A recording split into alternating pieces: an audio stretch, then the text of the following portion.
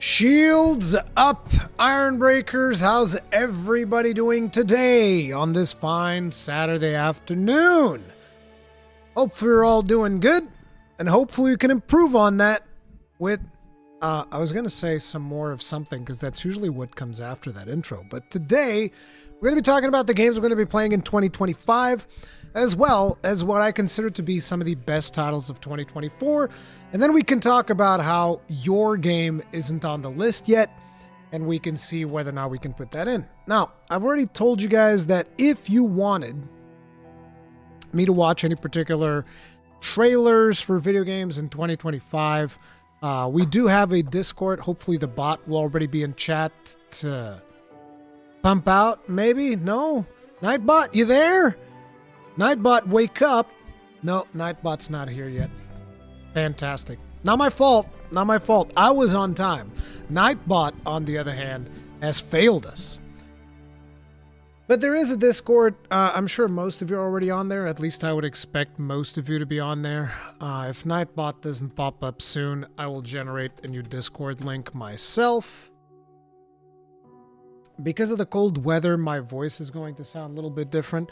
I'm not sick or anything, but I also just spent over 1 hour earlier today outside in the cold recording the AMA video. Now, you might ask yourself, why did the AMA video needed to be recorded outside? I don't know. Okay? Don't ask me questions.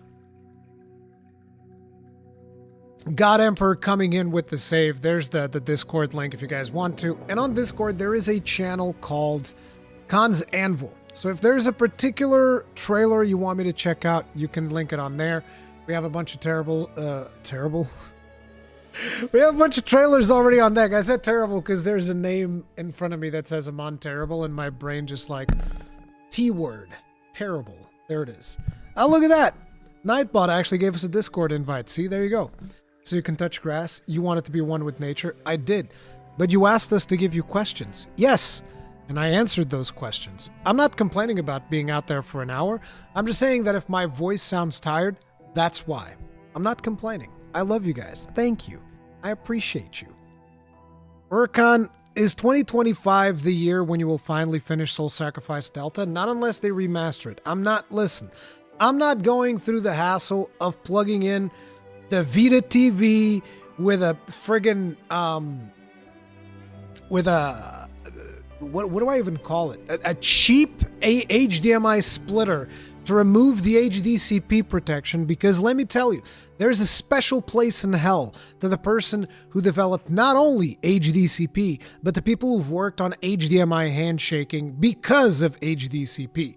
Because that technology is a goddamn shit show, dude. And I know that most people are like, what do you mean? HDMI works flawlessly. Not when you're a content creator, it doesn't. Trust me on that. If you use capture cards, HDMI has become nothing short of a goddamn nightmare. Especially because of HDCP technology. But yes, that is why I don't want to play Soul Sacrifice Delta, because I have to deal with hooking up 50 different HDMI cables just to get the damn thing to function. I ain't doing any of that. Or you could download a Vita emulator. I don't like emulation. Wait, we cannot ask questions about the Ask Me Anything? Well, you've asked the questions already, and I've answered them. Most of them. It's a long video. I wish they'd remaster it. Tell me about it, dude. You didn't do any Discord notification. God damn it. See, this is the problem. You guys put so much pressure on me to being late that I don't even... There's things that I just don't do. I just don't do them. Let me see. Here we go. Here we go. Boom. Right there. We're doing it live. I'm a professional streamer. It's that easy. How's your late game build going into PoE 2? So far, it's doing great. I haven't really been able to play much since the live stream because life gets in the way, man. Like, I recorded the podcast yesterday, and then I also started doing like a hardcore character because I don't know why, man. I'm getting the vibe for a hardcore character. I kind of want to play hardcore more than I want to play softcore. I wanna play hardcore more than I want to play softcore, dude. Ruri, I see that multitasking isn't your strength. It's not. I'm terrible at multitasking. Streamers are supposed to be good at multitasking. Not me. I suck. So, wait, where's my hat? See, there you go. Now I don't have a hat. You guys' fault.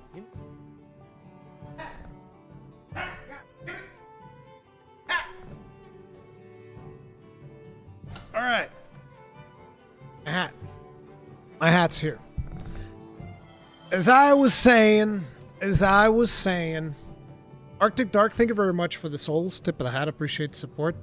Baldur's Gate 3, 12 new subclasses in January, 4-player with family. Wouldn't that be amazing? You think my kids are going to be able to understand Baldur's Gate 3? You think my wife is interested in playing literally anything with me? My wife reads books now. She's retired from her gaming life, which sucks. We used to play World of Warcraft together. Shit, she used to raid. Anyway, as usual, we're going to have to give this shout out to the Thanes, the absolute Giga Chads, Amon Terrible, James Ray Nichols Jr., Luis Rosa, and Colin LaSure. Thank you very much for being grossly incandescent as Thanes! You absolute Giga Chads! Tip of the hat. Appreciate the support. Thank you. Thank you so much. Thank you, everybody, for showing up to the stream today. If you guys are enjoying it, remember you can hit the like button. It helps us out immensely.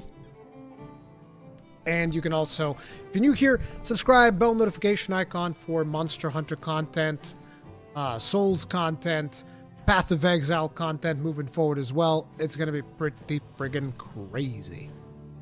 Got lucky on drops in both a Greater and a Perfect Jeweler's Orb, and now I'm zooming in Tier 15 maps. Well, there you go. Lord Snake, thank you very much for the souls. Tip of the hat, appreciate support. Thank you. There's a post on Twitter from Monster Hunter. I think they're aware of the change on the hammer upswing. I bet they'll change the classic hammer. I think you're confusing. The post. I saw that post too, and I was like, this is very out of character for Capcom. It's not for Monster Hunter Wilds. It's one of those accounts that pretty much mimics the official account, except instead of saying Monster Hunter Wilds, it probably says Monster Hunter Wilds Alerts. I've seen these pop up ever since that Helldivers 2 Alerts account pops up, and a lot of people actually confuse those accounts with the official account, but it's not the official account. So, at least that's what I think it was, Lord Snake, because I do remember seeing that post as well. As for them reverting back the friendly fire change, I think that's very difficult at this point. I think that is very, very difficult at this point. I got a perfect orb, not sure when to use it. I don't even know what a perfect orb is. You guys are so far ahead of me in the game now. Angry Scott's Dad 23, thank you very much for being grossly incandescent. 44 months as a long beard, you Giga Chad. Tip of the hat. Appreciate the support. Thank you. Oh shit, damn, I didn't look at the account. You're right. Yep. I know. A lot of people think that those are... Hell, I thought it was the official account. It's just because I'm used to seeing all the tweets of the official account, and because I know the people who run the official account, when I saw that post, I was like, this does not sound like something that would come out of the official Monster Hunter account. And then I paid more attention. I was like, Monster Hunter Wilds Alerts. Okay, I get it now. So yeah. Thoughts on BL4? Borderlands 4? I don't know. I got tired of Borderlands by the time I finished Borderlands 2. So yeah, I don't know. Wait, I thought Hammer had a trip now that isn't friendly fire? It has a trip. It doesn't have a launch. It used to launch people. Have a mega backlog, so Monster Hunter Wilds, and that's it? Yeah, dude. Yeah. We're close to the release of Monster Hunter Wilds, and man, what a time to be alive. This will mark the start of the sixth generation of Monster Hunter. Yeah, dude. Flexing his ends at Capcom? I'm not. That's not a flex. That's just saying that's why I was able to tell, because I too thought that was an official source. You've ruined me, Ruri. I can barely remember last game made me tired at work for almost 2 weeks. PoE 2's one hell of a drug. Yeah, dude. Hammer's going to be as hated as longsword users now. Great. What do you mean? Hammers already did this. It already did the knockdown thing with hammers. I'm actually excited about the new Onimusha. Onimusha is going to be 2026, so I didn't put that on my list. I don't know if Okami's 2025. I don't know if they put a date on Okami, but Onimusha is 2026, so that's not making it on the list. All right. Without any further ado, let's actually get to the games. I mean, the first one was going to be pretty obvious, right? So the way that this list is going to work is the first 3 games in the list, these are like the main games that I want to cover on the channel next year. These are the big games that I'm going to be dedicating the most of my time to. Okay? It's these 3 games, the first 3. So number 1, surprising absolutely nobody. I mean, come on, bro. Okay. You know there's going to be the most played game in the channel As soon as we find a good spot, we can get things set up and ready to go. And then we can get started. The most played game in the channel next year. I do not have a P.O. box. Soon. So you can't send me anything. Sorry.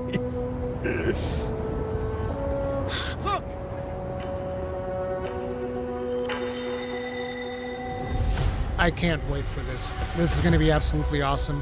It is going to absolutely consume our lives. I've not heard this big before. One of them's got big spikes on its back. Do I have my thing with a boost right now? Let me just see. No, there isn't. It's just really loud for some reason.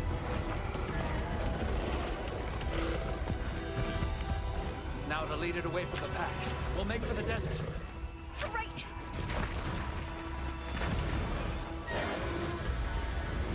The sandstorm. Palico voice or Palico cat noises? I'm probably going with the voice. I actually like the voice. This is also easily Capcom's biggest game ever. We'll see.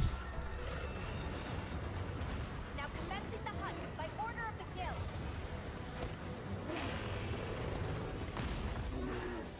Been doing a replay through Bloodborne and the Souls trilogy to keep me occupied till the wilds? Yeah, dude. Do you think bow and horn were only nerfs? No. I went voice with max deepness. So did Cowboy. That sounded a bit weird. I mean, the thing is, we can turn it on or off whenever we want, so I think that's fine. I'm very new on Monster Hunter. Does it have couch co-op? No. Unfortunately not. This was my favorite trailer as well.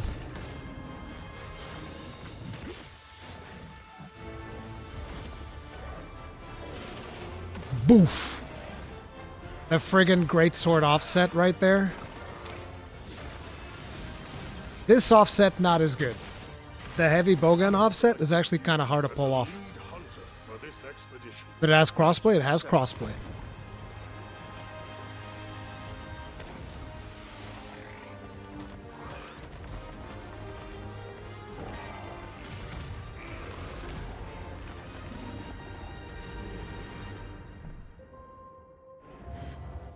Monster Hunter Wilds. This is obviously going to be the biggest game for us next year. Okay? Hands down, most content will be devoted to this game. Oops. Keith Lewis, thank you very much for becoming grossly incandescent. Tip of the hat. Appreciate support. Thank you. All these trailers of that nostalgic Monster Hunter World release? Absolutely did. So yeah, if this is one of those games that you're super excited about, you already know, in this channel, you're going to be finding a lot, and I do mean a lot of content for this game. Now, moving right along, also surprising no one, I think. It's odd I watch you for all the other content other than your main content topic. Hey, I'm happy, okay? But anyway, surprising absolutely no one, here is the next one.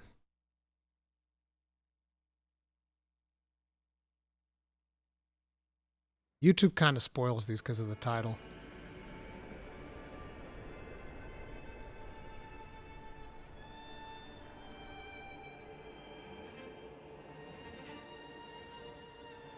I think this will be very, very interesting. I know that a lot of people are very hesitant about this title, but I think this is going to be very, very, very interesting.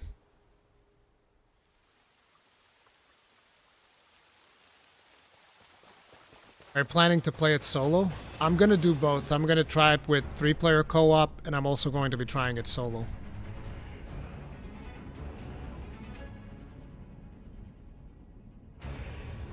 Ruri, are you not excited for Expedition 33? You have to wait. We're at the beginning of the list. You'll find out. I'll definitely get it, but I'm still unsure on it. We're gonna win, Wada. We're gonna win. That's how it's gonna work. We're gonna win. It's easy. It's gonna be great.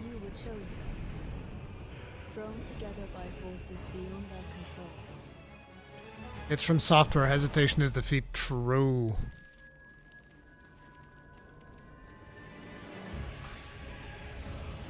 Look at that. Look at that explosive fist right there. Bam. The pile bunker. I'm super interested in playing that class that jumps in the air. Not this one. This one's the Guardian. I also want to play this one. But it's this one. There's the other big boy that does the slam down. The Wilder here getting completely obliterated by the ghost of Jamur. Tragedy must be averted. This one. Look at him. Boof. I need your help. Goat man.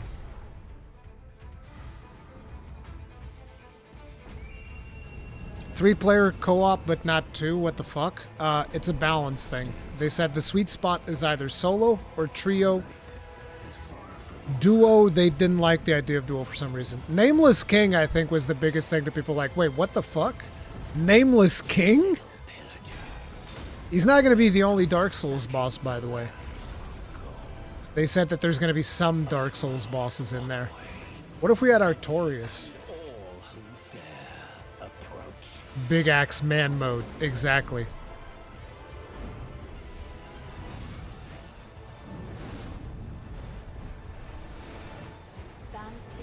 Bit of a controversial take here. I was disappointed with the reveal of Elden Ring Nightrain. It's not controversial. I know why a lot of people are not interested, because they like the vibe of a Souls game, and this is going to be very different. But yeah, Elden Ring Nightrain is also something that I predict we're going to be spending quite a bit of time on here in the channel. Give me Gale. Ooh. Ooh. If only I could be. Colbrick, thank you very much for being grossly incandescent for 13 months as a long beard, you giga Chad. Tip of the hat, appreciate the support. Thank you. Super stoked for Wilds. I think we'll ever see you play Cyberpunk 2077, or is that too old to be relevant to the channel? Would love to see Con in the Night City. That's one of the problems with covering older games, is that I could cover older games if they were relevant to my type of content. So like older Monster Hunter games, older Dark Souls games, stuff like that I could get away with. But I think me trying to play Cyberpunk is a recipe for disaster. Like, YouTube will slap me down so fast. It's very disappointing, but that's just the way that it goes, and there's not a whole lot that I can really do about it. There's a ton of games that I want to play that would probably dick me over in the algorithm. Also, did I shout out Keith Lewis? I don't know if I did, but Keith Lewis, thank you very much for becoming grossly incandescent. Tip of the hat. Appreciate support. Rurikhan Monster Hunter 3 Ultimate Playthrough? I mean, maybe one of these days. We'll see. How do you feel about either 1 or 3 people co-op? I don't have a big issue with it. I would rather have 2-player co-op as an option, but the developers said, no, we don't want that. I'm assuming that you can do 2 players and bring in a third random through matchmaking, so that might be what I end up doing sometimes. We'll see. Play it on Twitch. Yeah, the problem is also the time investment then, because like if I'm playing a video game that I can't make content of on YouTube, I'm investing a lot of time that I currently don't have. Because you guys got to remember, I'm a father of 2. Every little bit of time that I have is very carefully curated at this point. Ruri actually hated underwater combat. Hated is a strong word. I wasn't a fan. Hated is a very strong word. Wait till they're trying to hit Medeir's head. Bro, that dragon sucks. By the way, do we have any interest in the Witcher series? Yes, I love Witcher. I want to play through Witcher 3 again. That's another big time investment that I have to go through at some point. I want to play Witcher 3 because I never finished Witcher 3. I played a decent chunk of it, but I wasn't able to finish it because the combat never grabbed me. Like, it's really weird that I love everything about Witcher, and then the one thing that I really want, which is combat, I don't like. Kind of sucks. But yeah. Perhaps the children were yearning for the mines. What the hell? So, the next one. This one's a little bit out of left field. This one doesn't have a lot of history with the channel, but we've been playing it quite a lot recently. It's going to be something that I'm going to want to keep up with. Existence is a thing of beauty. Next year, we're playing the crap out of this game as well. Permanent. 100%. Life and death are mortal enemies, and yet bound to one another. We are playing this game like nobody's business. It is happening. We're already doing it right now. All costs. Some have said my methods are brutal.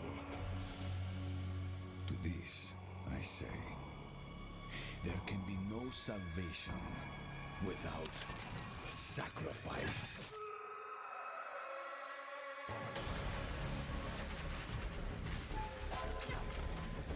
This game is absolutely phenomenal. Highly recommend it. Probably the best ARPG since Diablo 2.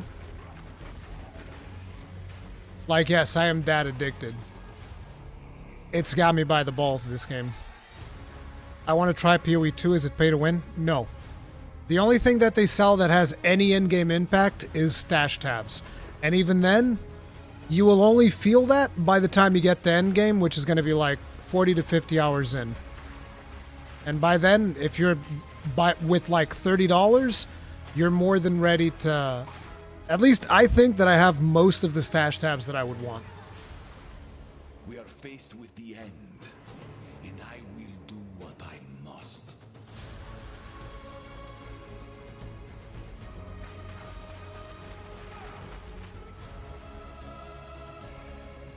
How do they get their revenue then?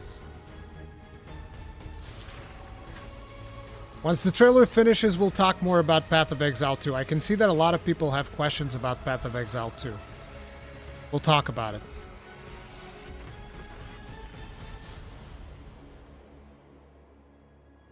Those who obsess with death, let them soon be acquainted with it. Dude's got big hands. Big hands on that boss. Path of Exile 2. So, regarding the questions about pay to win, is the game pay to win? Absolutely not. There is a convenience aspect to it, which is the stash tabs. Stash tabs, which, by the way, I never really felt the need to get new stash tabs. I got them mostly because in order to play the game right now, the game is not free to play right now. Right now, it's in early access. You have a $30 buy-in. And with $30, they also give you 300 of whatever the currency that you have in-game is. And that is the currency that you would use to buy the stash tabs. So I waited for a discount, which was last weekend. And I bought a bunch of stash tabs with the currency that I got from the free-to-play stuff. And I think it's more than enough to keep me going for a good long while. Now, in regards to, is it pay to win? No. Absolutely not pay to win. There's no element of pay to win in this game. There's no experience boosts. There's no coin doublers. There's no character boosts. There's no gear being sold. There is none of that. Which makes this very surprising because it is going to be a free-to-play game. A lot of you guys are saying, okay, well, how do they make money? The stash tabs? They sell you stash tabs. And I assume that as I play more and more, I might eventually want a couple more stash tabs because they're supposed to be stash tabs for the maps, which is like a thing that you're going to be getting a lot of throughout the game. And a lot of these stash tabs come better organized than the default stash tabs. So like stash tabs for gems, that makes it a lot better to store gems. Stash tabs for currency makes it a lot easier to manage your currency. And, you know, shit like that. But, like I said, none of this is mandatory. And throughout the basic campaign, I never felt the need to use stash tabs at all. And even now, I bought stash tabs. Most of my stash tabs are empty.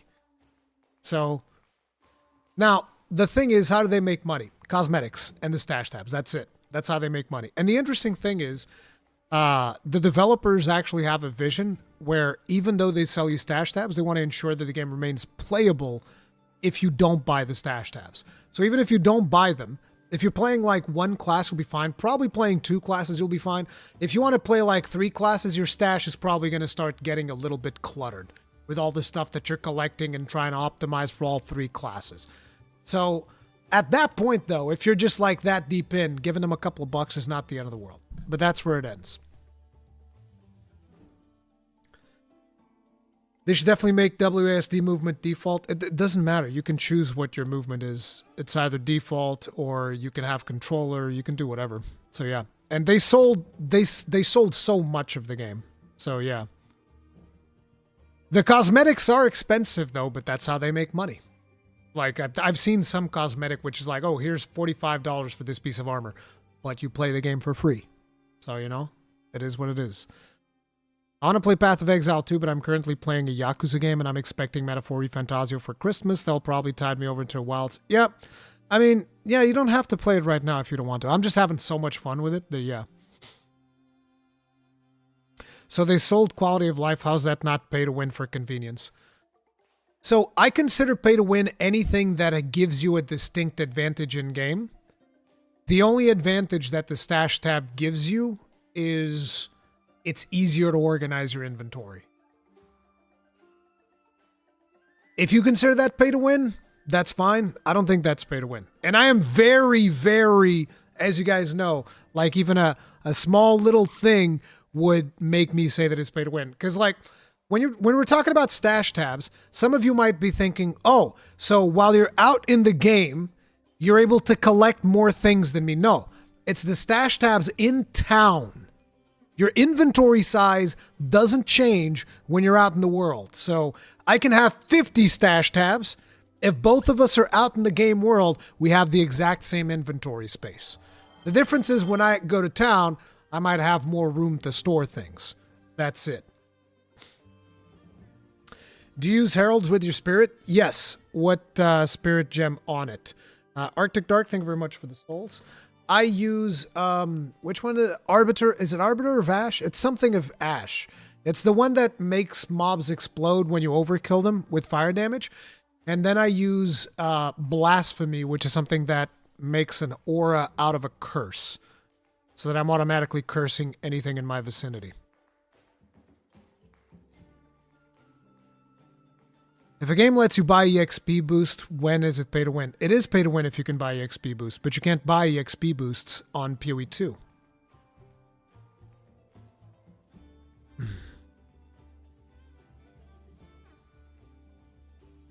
How good is the end game? I heard it's kind of meh right now. I like it, but I haven't had a chance to go too deep into it because of time. So the end game is basically like this massive map that you're going through, which is procedurally generated, and you have like these nodes, and each of the nodes gives you like a different event, and you keep upgrading, and the game keeps getting harder as you get better maps for those nodes, and you keep getting better loot as you play through it. So yeah.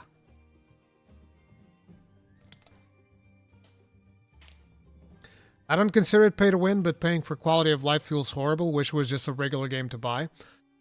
So let's put it like this. The amount of content that you have in Path of Exile is more than a lot of other games that have come out on the price of $70. If you buy the game for $70, you get like $70 worth of points.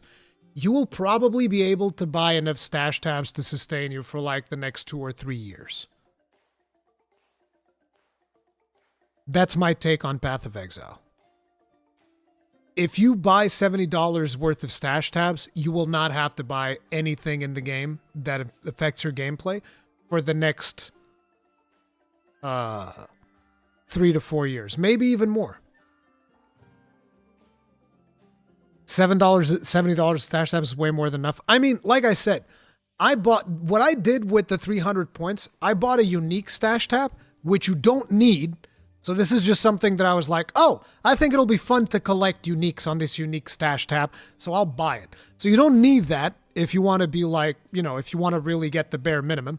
I bought 2 premium tabs, of which, realistically speaking, you probably only need 1. I bought 2 of those. I didn't upgrade my stash tabs to unique. I bought 2 of them, so I didn't do the upgrade thing. Which leaves me with 4 standard stash tabs, 2 premium stash tabs, 1 currency stash tab, and a gem stash tab. And all of this, and I still had currency left over from the $30 version of the game. So like I bought way more stash tabs than I need right now. I don't foresee myself needing stash tabs anywhere in the future, but if they release a stash tab for like maps, I'll buy that one too. And then as I keep going through the game, I'll probably start picking up like some of the stuff for the end game and whatnot. This is because I want to, because I'm lazy. Because anyone can very easily just be like, oh, just put my end game stuff in this tab and boom, Bob's your uncle. Didn't you get the unique one too? I did. I got the unique one, but you don't have to. And even with the unique one, I still had currency left over.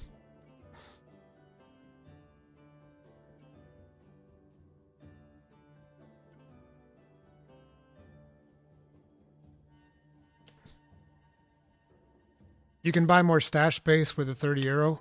Yeah, than you have for stash in D4. Absolutely. Shit, I felt like I had more. In D4, you have to pay in-game currency to unlock more stash tabs. In this game, you start with 4 stash tabs unlocked.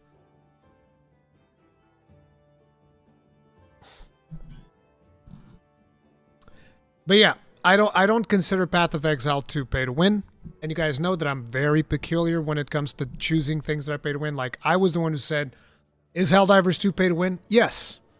I straight up said it. And people are like, no, it's not. It's like, yeah, it is. You can buy gear in the store that you may not necessarily be able to get in-game. Maybe when the rotation rolls around, you might be able to get it in-game. You might be able to get comparable gear in-game, but you can still buy gear in the store, and that can still have an effect on your gameplay. That, to me, is pay to win. In Path of Exile, you can't do any of that. There is quality of life stuff in there in the form of stash tabs. That is it. So, in my opinion, Path of Exile is not pay to win. But it is what it is. Wait, you can pay to win a PvE game? Absolutely, Z-Wolf. Absolutely. You can pay to win a PvE game. What the fuck do you mean?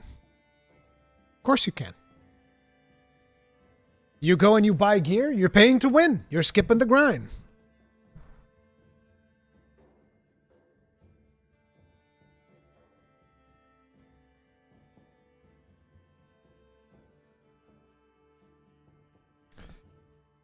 By the way, for PoE 2, I did not buy any stash tabs, but I bought in PoE 1 and all got imported. Yeah, they imported all of your... Pretty much everything that you bought in Path of Exile 1 will also be available in Path of Exile 2. Skip the grind is pay to win because you win by doing nothing. Exactly.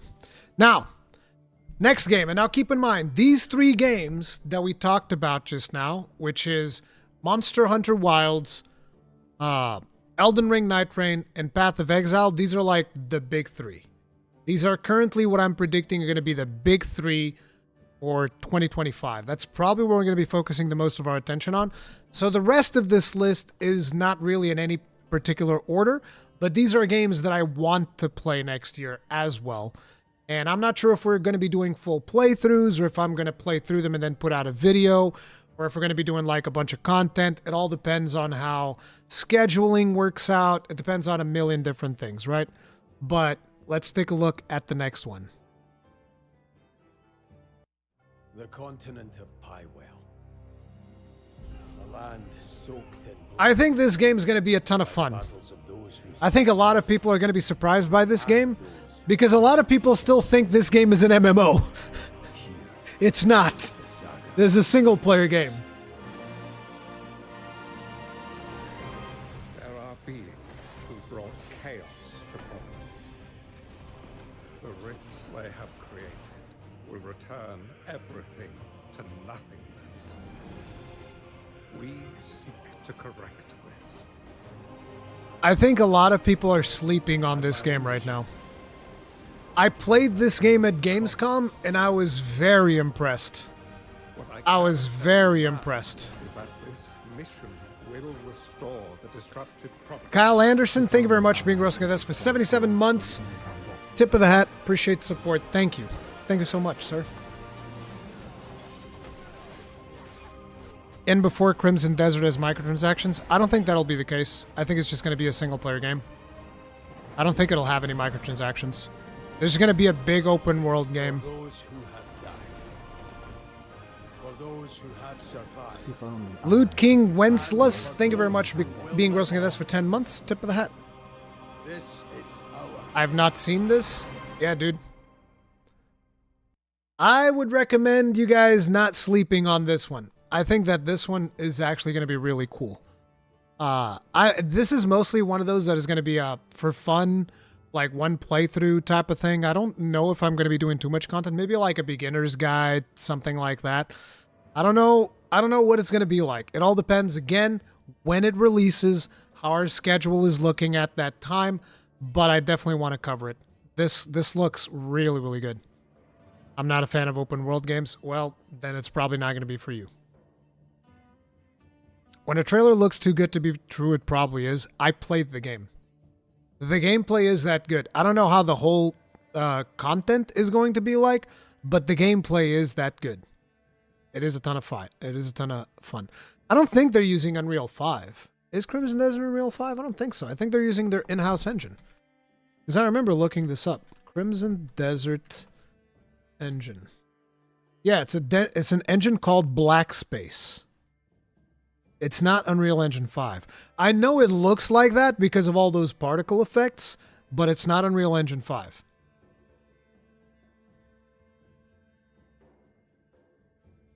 Yeah, Senor Bacon, I think that's wise. You should wait for reviews. That's a good idea. Yeah, a lot of that was one of the complaints that I had, ZWolf66. I thought that it had too many particle effects as well. But it's like, I can deal with too many particle effects. It's not the end of the world. But this is definitely one of the games that I'm excited for next year. And I wasn't expecting it. Like, as a matter of fact, I only scheduled this because Paradise and 269 actually gave me the contact because they were like, oh, we're going to play Crimson Desert. And I was like, oh, I saw a trailer for that. That might be fun. And they're like, oh, go reach out to this guy. He'll probably hook you up. So it's because of the Eric's crew that I was able to even schedule this because I had no idea who was doing presentations for this. But yeah, they allowed me to go in there and play the game, and it was a ton of fun.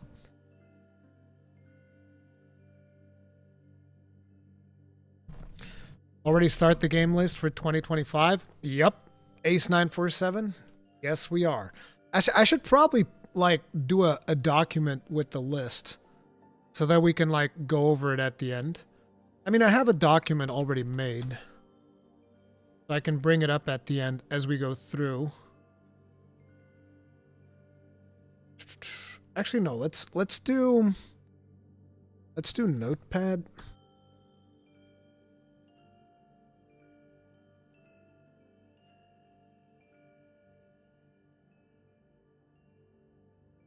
Let's see. Monster Hunter Wilds. And then after that, we had Elden Ring Nightrain. Let me actually put this here.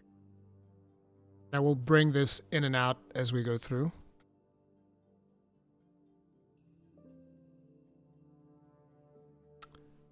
And what was the other one? Obviously Path of Exile 2.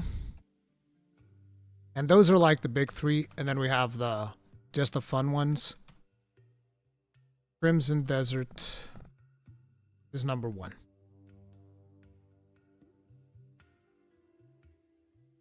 I don't know how much free time you have after the program. Would be cool to watch the Thread interactive videos on stream. Callbreak, thank you very much for the souls. Tip of the hat. Appreciate support. Thank you. Thread interactive, that's the dude who makes those videos on whatchamacallit, on like Unreal Engine 5 and the problems with graphics and whatnot. I don't know enough about all of that technology to be able to comment on it, though. So that's kind of like, I don't know if I want to watch those on stream. Now then, let's see what's next on the list, shall we? Relax, guys. First, we're going to go through the stuff that I have on my list, and then we'll see if there's anything that we should add, okay? So, next up.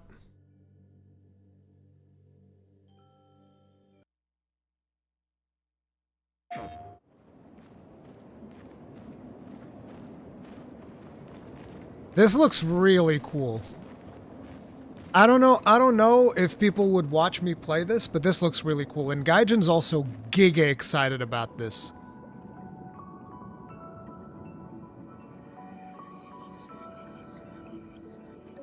'68.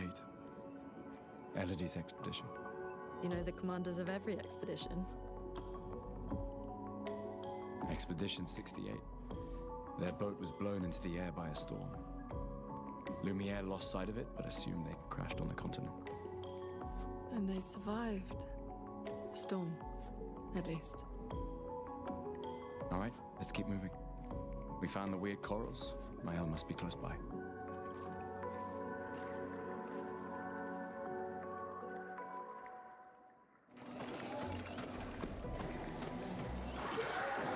Wait. Everyone.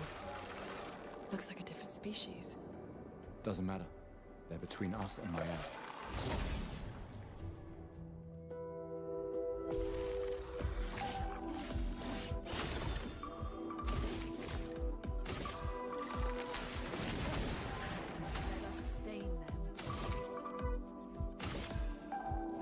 The music, the sound effects, the animations.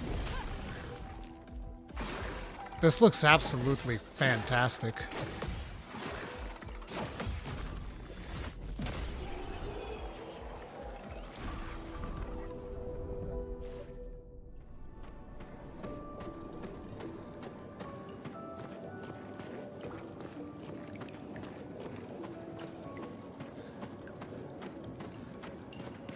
Over there.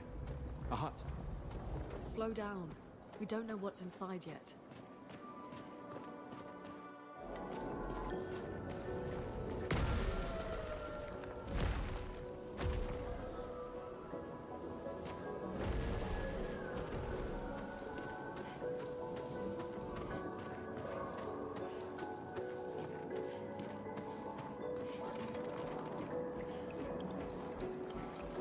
Building has a certain melancholy beauty. A lone outpost of humanity nestled amongst the corals. A sailor lost at sea. Our resident cynic is now a poet. Wouldn't expect a Cartesian engineer to understand beauty.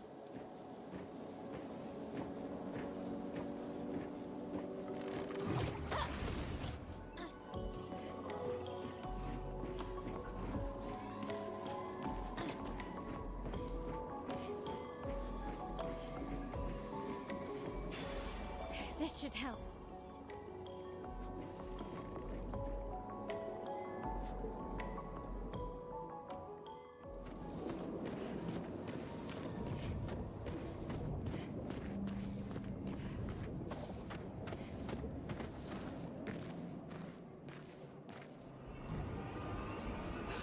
Watch out!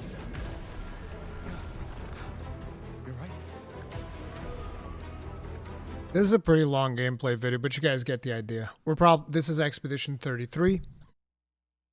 I'm interested. I can see that there's a lot of people in chat that are like, turn-based, I don't know, which I get it. Turn-based is not going to be everybody's speed, but I think that it looks really interesting. And I want to do at least one live stream of it, depending on, you know, if people want to watch more of it or not. Maybe we continue it, maybe I play it on my own and then I make a video review of it type of deal. So yeah, we'll see. Is there any explanation for why the game is in the water? I would expect that to be story, so we'll see. Watch Baguette trailer. Yeah, I've already seen that.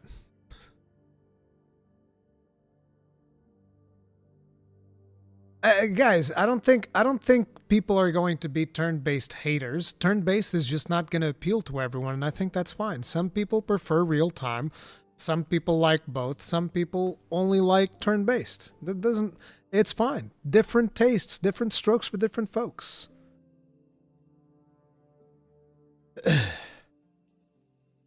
Like, listen, Baldur's Gate 3 is absolutely amazing, and it's only turn-based combat. So, yeah. Now, next up.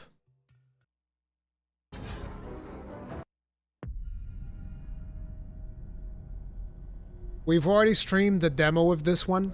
We had a demo of this not that long ago. Already streamed it.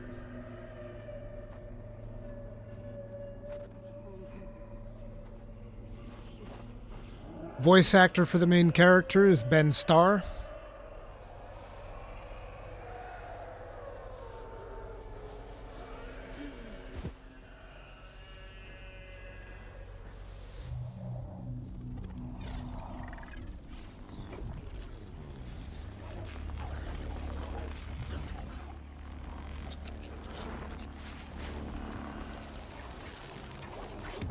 Yes, this is first Berserker Kazan.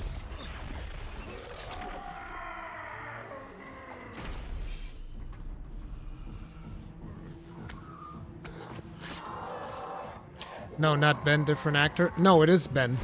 It is Ben Starr who is voicing Kazan. It's been confirmed.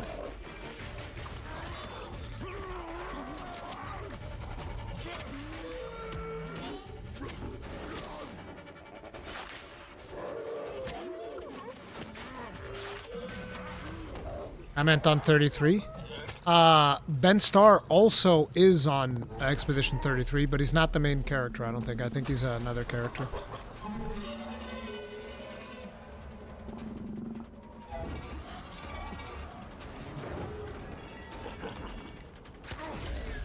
Ben Starr is everywhere, yep. Now, the biggest problem with this game is that it releases so close to Monster Hunter Wilds. By close, I mean 1 month afterwards, and I'm not going to be done with Wilds 1 month afterwards, which is going to make this very, very hard.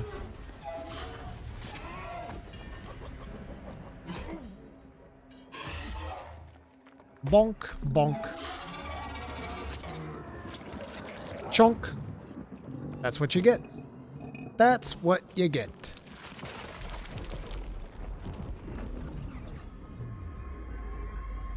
You know what I can't wait about this game? One of the things that I can't wait about this game is that once the game releases, we're going to see a whole bunch of people going like, "It needs an easy mode. It's about time these people respected us and given us an easy mode." I can't wait for that conversation to happen all over again. Or maybe this one won't be popular enough for people to start making the rounds with that. Maybe they're waiting for Elden Ring Nightrain to go like, "It needs an easy mode. Easy mode." It's like, bro, no. You missed the point. But yeah. First Berserker Kazan coming March 27th, 2025. This is pretty much 1 month after Monster Hunter Wilds. So we're still going to be knee deep in Monster Hunter Wilds by the time this comes out. So, yeah. Stamina look too punishing, though? It's not. It just takes some practice. It just takes some practice. Go big brain mode. Wild needs a hard mode. I think it will. I wish there was like a hard mode for low rank at least, and then you can go back to normal or whatever, because low rank has become easier and easier. Like, low rank in 4 Ultimate was harder than low rank in World. Absolutely. And it's been getting easier and easier since. Yes.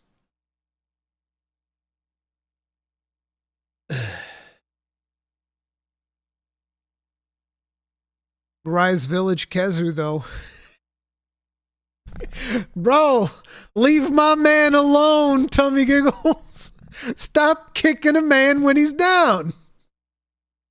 Stop kicking him when he's down, dude. Leave Zeus alone, man. What the fuck? Is it harder or are you just better at the game? You mean easier? Is it easier or am I just better at the game? Both can be true. Both can be true. What? Ben Starr is voicing Kazan? Yes, Ben Starr is voicing Kazan. Or he put a bug in CM's ear. Monster Hunter 4 Ultimate Remaster when? Oh, they know it. They know it.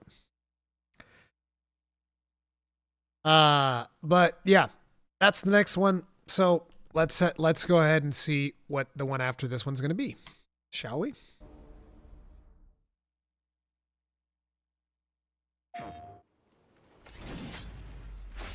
This was very fun, super fast. I played this one too at Gamescom. Very fast paced.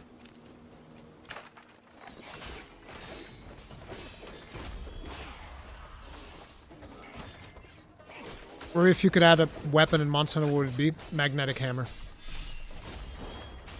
Still extremely skeptic about this one. It's pretty fun. I don't see it being like, you know, taking me as, getting me as invested at, say, a Souls game. But I think it'll be fun for a playthrough. Probably stream the whole thing. That'd be the plan.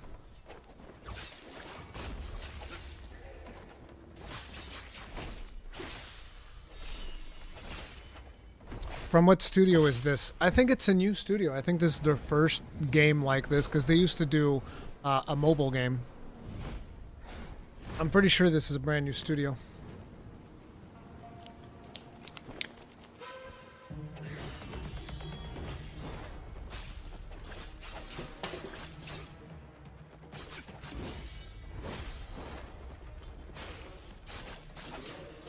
One of the things that I hope they get rid of is, like, look at how blurry your character gets. There's so much motion blur around your character when you are fighting. I really hope they tone that down. What engine are these guys using? I think these are using Unreal.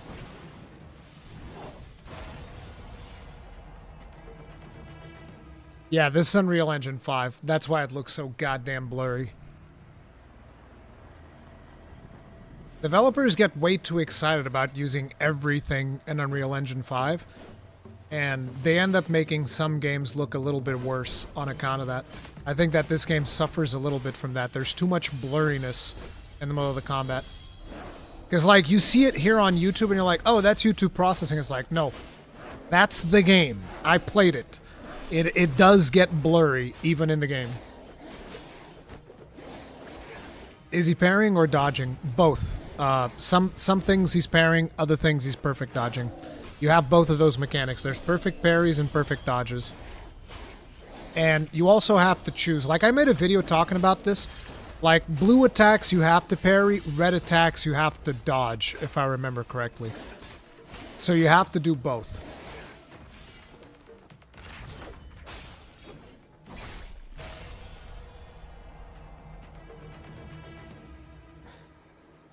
This is Phantom Blade 0.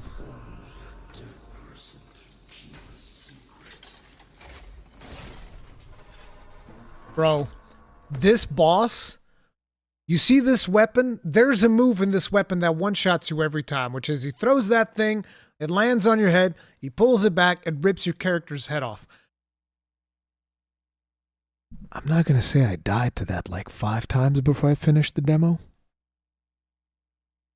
But I definitely died to that like 5 or 6 times before I finished the demo.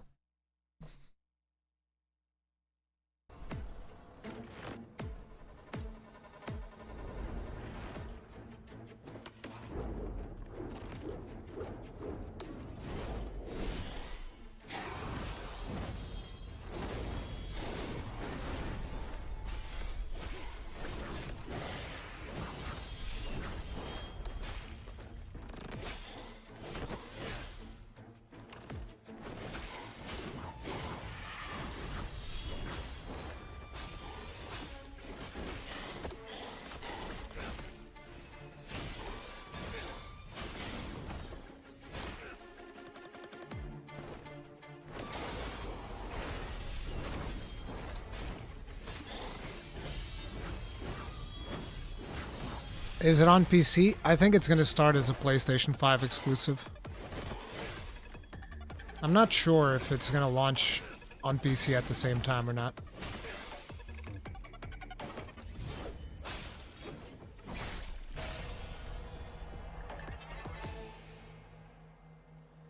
Get hands-on with the demo at Gamescom 2024. PlayStation. But yeah, this one's going to be another one that we're going to be playing. Let me add these onto the list to see what it's looking like now. So, first, Berserker. Wait, Berserker's with an S. First, Berserker, Kazan. Phantom Blade 0. Next up, I have to play it. And I have to replay the first one, the second one. I don't know if Nintendo is going to be releasing more Metroid Primes or if it's just going to be Metroid Prime 1, but I want to play this. Hopefully on the Switch too. Hopefully we'll play this on the Switch too.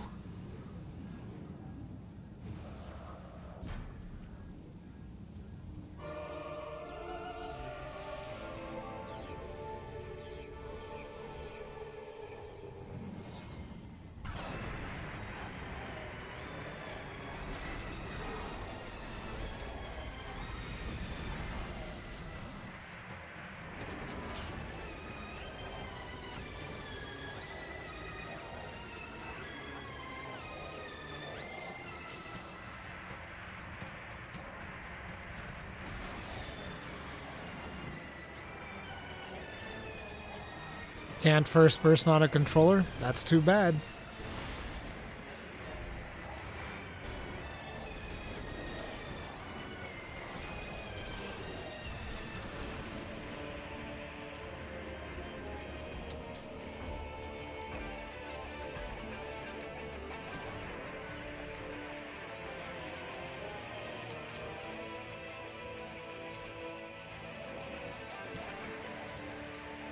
Metroid Prime 4 Beyond. So we're definitely going to be playing that one as well.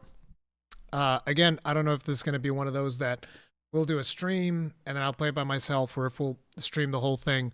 Depends on scheduling. Everything in this list beyond the first 3 games is going to depend on scheduling. And the reason why it's hard for me to commit to scheduling is because children. That's why. It's very, very hard. Switch 2 launch title, Trust. Yes. Absolutely. Did they put the year on here?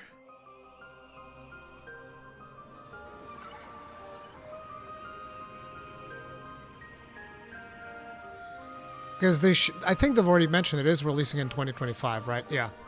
But they didn't say when. We just know that it's releasing next year. So again, it all depends on scheduling. Now, next up. I think this game is releasing in 2025. But I don't know if it's been officially confirmed. I haven't seen this trailer yet. That looks good.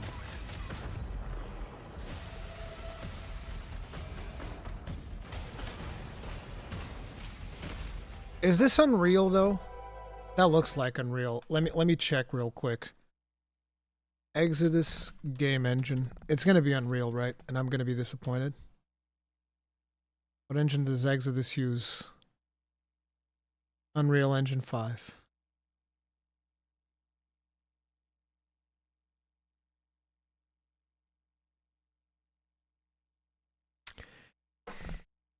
Shambles. I'm in shambles.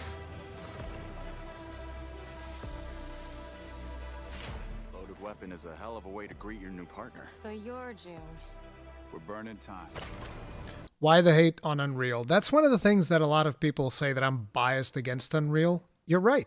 I am biased against Unreal because every single game that I've played on Unreal Engine 5 has been a shit show on release. Not one game, not 2 games, every single one, every single game that I've been interested in that has released on Unreal Engine 5 has been a shit show on release. That's why. That's why I'm very biased against it, because my experience tells me it's going to be a shit show. And also because even when it isn't a shit show, it'll run okay on NVIDIA cards and it'll run like shit on AMD cards. And guess which GPUs I have? AMD. So it's going to be a shit show. So that's why I'm biased against Unreal Engine 5. Only UE5 game that worked for me day one was Remnant 2. I played that one on PlayStation and it still ran like ass. Wukong is not that bad. Were you here when we were trying to play Wukong? When I went through the benchmark mode and it said it's running fine, and then I tried actually running the game and it ran like shit, and I had to spend like 30 minutes fucking around with the settings and it still ended up running like shit. And then after the stream, I had to spend another 30 minutes fucking around with the settings, and then eventually we were able to get it running better. Actually, I don't know if it was even because I messed with the settings or because they patched the game. Because on the next day, there was a patch that might have fixed something. So no, people always try to gaslight me with Wukong. Like, Wukong was running fine. It's like, not for fucking me, it wasn't. It was running like shit. Like every other game that was run on Unreal Engine 5, they all launch and they all run like shit. Wukong has terrible performance on AMD. I'm with you. There you go. There you go. Okay? There you go. So that's why I don't like Unreal Engine 5.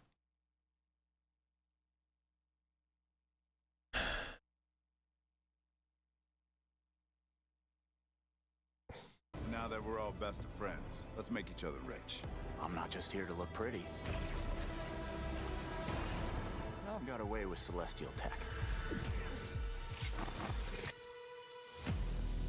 And there's another thing.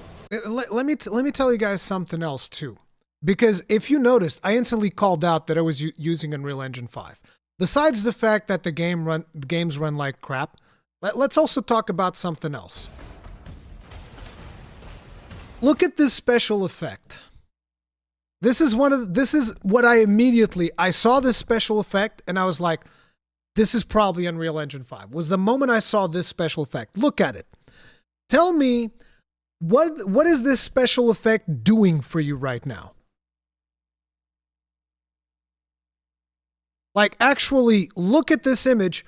What is this special effect doing? It's like, well, I can tell that some purple bullshittery is happening on screen. But you know what I can't see? Any definition.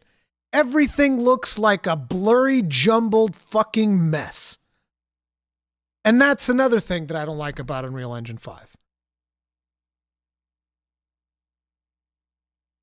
This game has no real art style. No, the game has an art style. It's just a lot of these special effects in Unreal Engine 5 just look bad.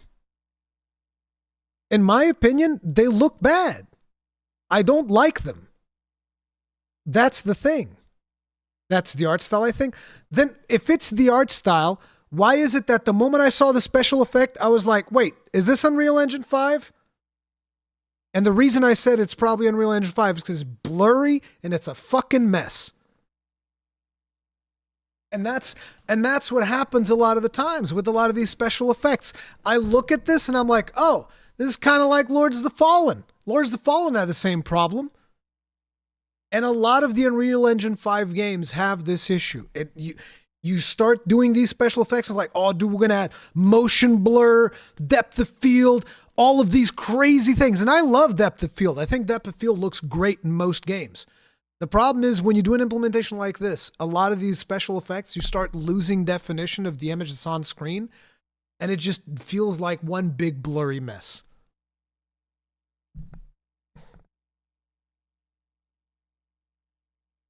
Monkey Rurikhan particle effects, anger neuron activation. Not really. I love particle effects within reason.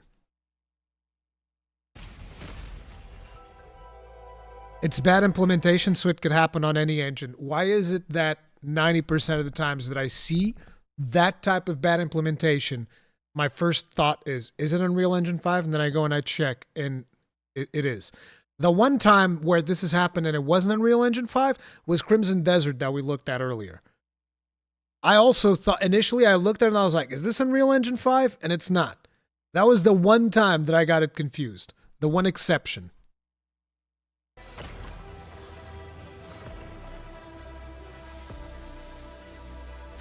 Loaded weapon is a hell of a way to greet your new partner. So you're June.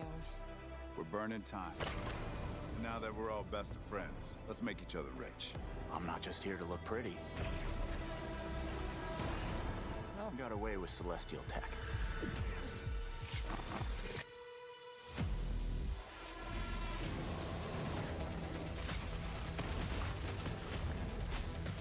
This looks good. The actual gameplay, I mean. Why is there a bear with an armor, though? Potential in this new partnership. Let me light the way for you. This definitely feels Giga Mass Effect inspired because it is made by ex-Mass Effect devs. You should have been honest. I think that this game is going to be more Mass Effect than Mass Effect 5. This place is forbidden. The price is death. That's what it means to be a traveler.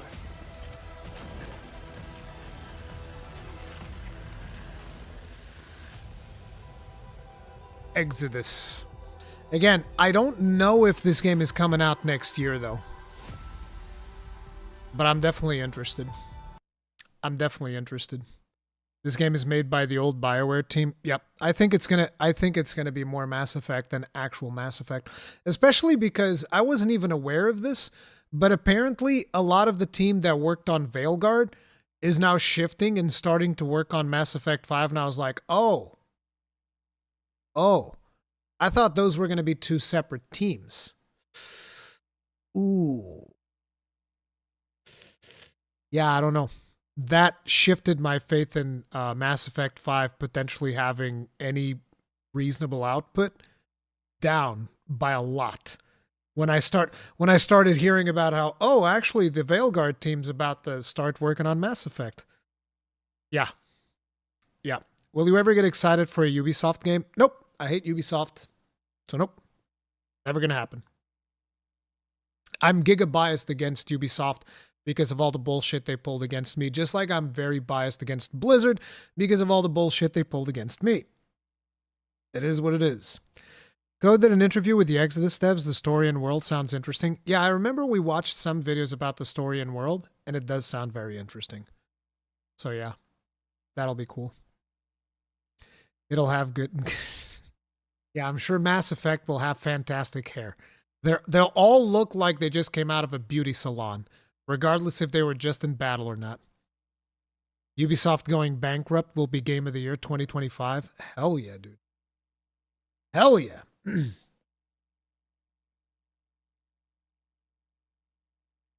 You ever played Death Stranding? Yes, I was one of the few people who ate shit sandwiches for a long time for saying that Death Stranding was actually pretty fun. Yes, that was me. I love Death Stranding. I thought it was pretty fun. Am I super excited about Death Stranding 2? Depends on exactly when it releases and whatever else is happening around that time. Because like I said, 2025 is already giga-stacked, so I'm not going to commit to Death Stranding because it is a game that requires a huge time investment, which I would be happy to put in if I was able to create content for it, but a majority of my audience doesn't like Death Stranding. So maybe I'll play it later. I don't know what the deal is going to be with that. I would love to just stream that, but I don't think it's going to happen. We'll see. Any thoughts on Avowed? I was excited for Avowed until I realized you're not going to be able to play as a dwarf. And then I was like, well, shit. Yeah, I bet you can play as an elf. Of course you can. Of course you can play as an elf, but you can't play as a dwarf. So I'm like, so wait, dwarves exist, but I can't be a dwarf. I'm not interested. So yeah, I don't know if I'm playing Avowed or not. We'll see. What about Other Worlds 2? Again, a lot of those games is going to depend on when are they releasing, how's my schedule looking at the time, because I need to think about my family. That's the thing. So these right now are the priority. You can be a tall dwarf. No. Rurikhan, you got to try Wayfinder Nightmare mode. I know. I got to jump in there for sure, but right now it's Path of Exile. I'm excited for Avowed because Pillars of Eternity was fantastic. We'll see. I bought Pillars of Eternity for PlayStation 4, I think. I bought that, but I never got around to actually playing it. Fatherhood Game of the Year. Yeah, true. Big true. Anyway, next up. I want to play this. I haven't finished the original, and I bought those on a recent Steam sale that happened. I bought both Doom and Doom Eternal. And so I might play those eventually, but I want to play this. I think this will be a ton of fun.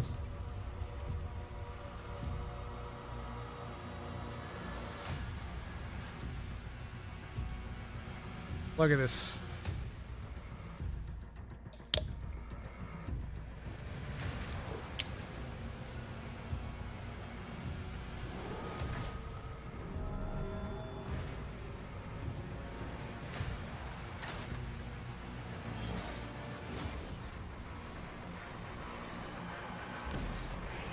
I'm just sad that Mick Gordon's not doing the soundtrack.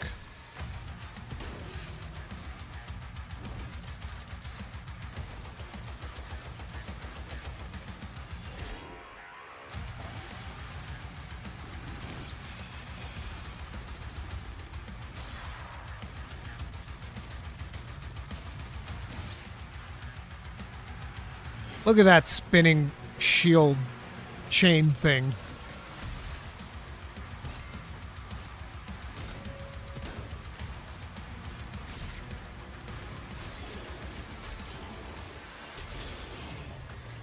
Give him the boot.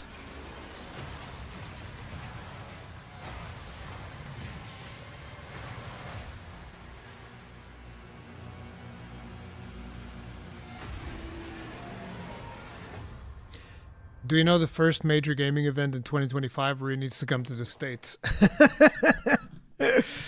Good luck with that. So it already swapped over, but yeah, I want to play Doom Eternal. Not Doom Eternal, Doom Dark Ages. I think that'll be fun. I think this will be a ton of fun, so I want to play it. We'll see what we do in terms of content for it. Again, depends on scheduling, as I've been saying often throughout this this live stream. It's all about scheduling. But yeah, we want to check it. Now this next one, we've been waiting for this one for a very long time. Am I right, team? How long have we been waiting? How long? Goddamn right I'm gonna play it. On or off stream, we are playing this game. I cannot recommend this game enough. One of the most underrated games ever made, dude. For a giant beached spaceship, anyway. Look at those gorgeous pixels! Like it or not, this Look at that cat! Look at it! We took the name from the city it was modeled after back on Earth. Oh, man. New Los Angeles. She's the actual main character, by the way. You're not the main character of this game. Elma's the main character. Let's just be real. Why are you passing on this game, Tangute? The game is awesome. I have it pre-ordered because of you. You will not regret it. This game is amazing. You're Elma's sidekick. Absolutely, dude.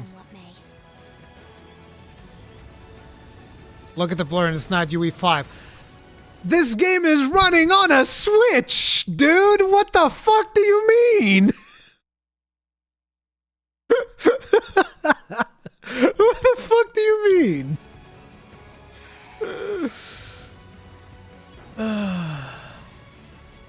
Is this a good starting point for newcomers to Xenoblade?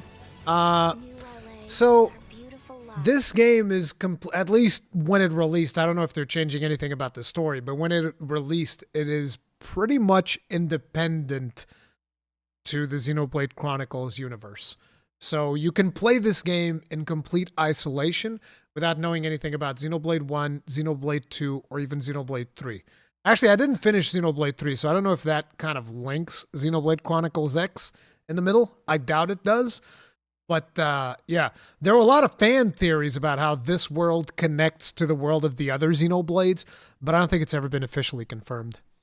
To ourselves. Truth is, we were adrift, heading into the unknown.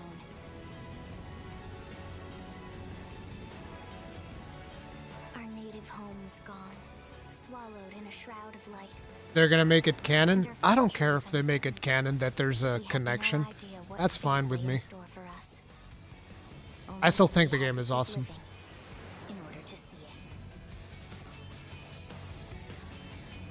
Yeah, I think that this is going to be absolutely awesome. Hasn't this game been out though? Yes, on the Wii U. Which nobody had. What about if we get this? Eat Tatsu. Bro, we should eat Tatsu. Tatsu is the goat. And we should eat him. He's a delicious potato. Okay? Listen. We chop him up into little bitty pieces. And then we deep fry him. And then we eat him. Xenoblade Chronicles X also has one of the most fantastic OSTs. Absolutely, dude. How does it play? Turn-based? No, it's not turn-based. It's real-time. I think the closest thing is this combat is going to feel a little bit dated for some people, but this plays almost like an MMORPG, a cooldown-based MMORPG. So you have all of your abilities. They're going to have cooldowns, and you're going to just use them on cooldown. And then there's going to be combinations like if you use this ability after this thing, or if you use this ability from the side, it's going to deal more damage. So there's a little bit more depth to it than that, but the basics is cooldown based.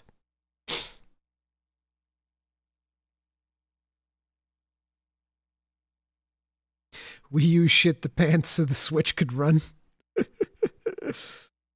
Xeno 3 was a massive disappointment, to be honest. I expected more from the story and combat. Xeno 3 is my least favorite. And I've heard from people that that's a really bad take, but it's my least favorite. Like, Xeno 1 has the best story, Xeno 2 has the best combat, and it's not even close. Xenoblade 2. Torna, I was not a fan of the combat. Story is all right, but the overall pacing is kind of annoying because you have to do the community objectives, which are really annoying to do. So, yeah, Xeno 1, still best story. Future Connected, absolutely hated that. That was wait, is it Future Connected or Future Redeemed? Whichever one was for the Xenoblade 1. The Xenoblade 1 had one that I think was Future Connected. I hated that. I hated that DLC. Didn't like it at all. Xenoblade 2 was phenomenal. Golden Torna was okay. Xenoblade 3 is okay. And I've heard that the DLC for Xenoblade 3 is phenomenal, but I haven't finished it yet. So, yeah. Chance Coffee, thank you very much for the souls. Tip of the hat. Appreciate support. Thank you. I'm late to the stream, but I've seen you start with Wilds. Wilds hype has completely made me not even want to play anything else. Taking 4 days off for it. There you go, dude. There you go. Torna fixed the terrible gacha crap. Yeah, but Torna destroyed the combat. Torna absolutely destroyed the combat of Xenoblade Chronicles 2.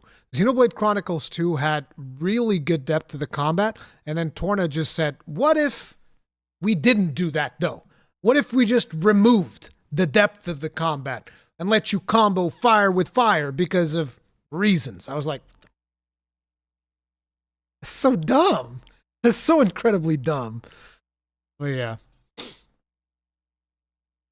Anyway, next up we have this one. I'm going to play this one. This one's coming up pretty soon, actually. This one's coming out on the 10th.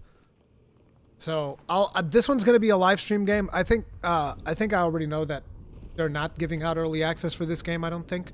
Unless for like big mainstream media outlets and shit like that. So we're probably going to be releasing it. We're going to be getting it, I think, maybe on day of. So I'm probably going to stream it, and I don't know if I'm going to stream the whole thing, or if I'm going to stream a little bit, and then I'll play it by myself, I don't know, but I want to play this. This is a ton of fun.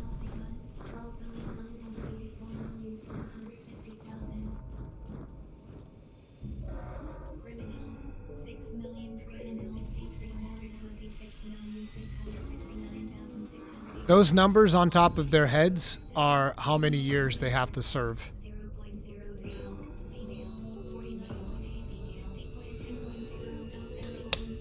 I played it on the Vita as well.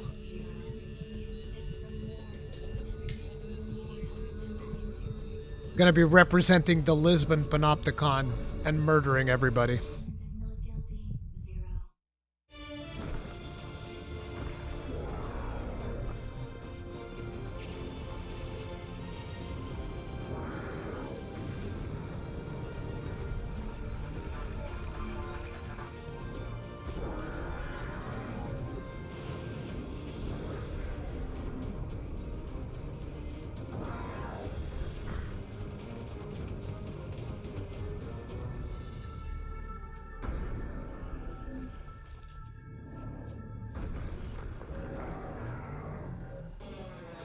Why is the audio so bad for this trailer, though? They messed up the audio on this, didn't they? Because this audio sounds terrible. But yeah, it's an interesting game. Freedom Wars. So that's going to be another one that we're going to be playing. Let me take a look at the list here, just to see what I haven't added yet. So it's Metroid, Exodus, Doomdark. Okay. So this is our list. This is what our list is looking like. Can I increase the size of this? This is what our list is looking like. Let me actually put this up here, because obviously that's going to be the most important one. Now I'm going to take a quick bio break, and you guys let me know what else we need to check. I will be right back.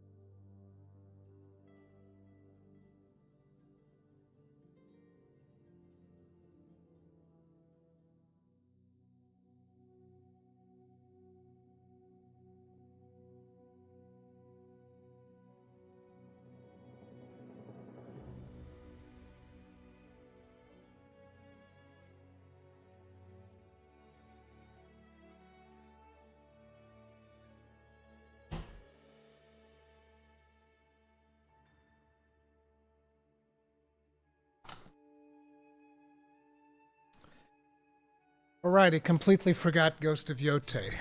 Oh shit, is that coming out in 2025?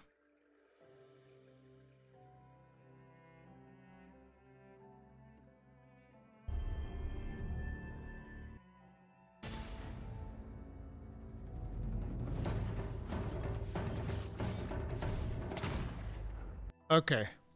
We need to add Ghost of Yotei to the list then. Ghost of Yotei.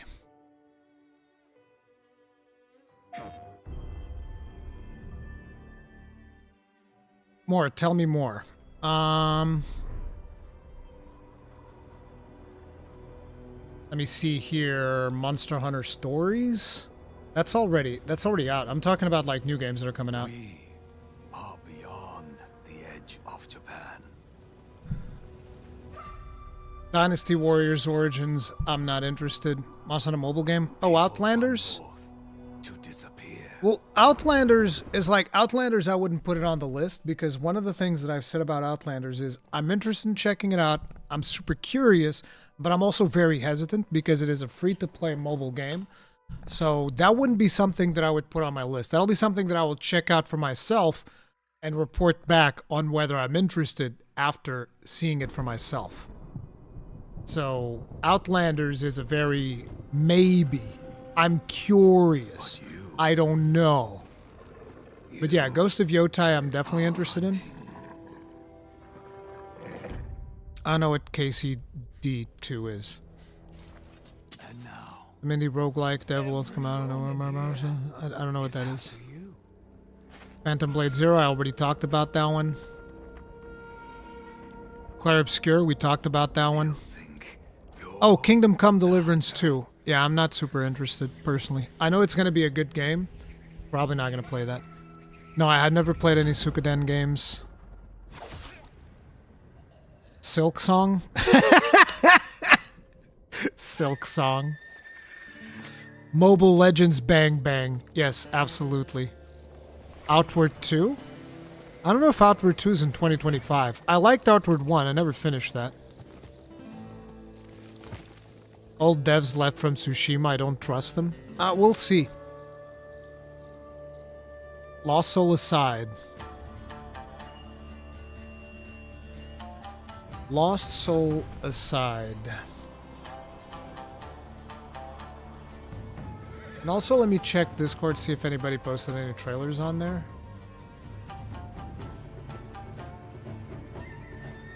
What's this?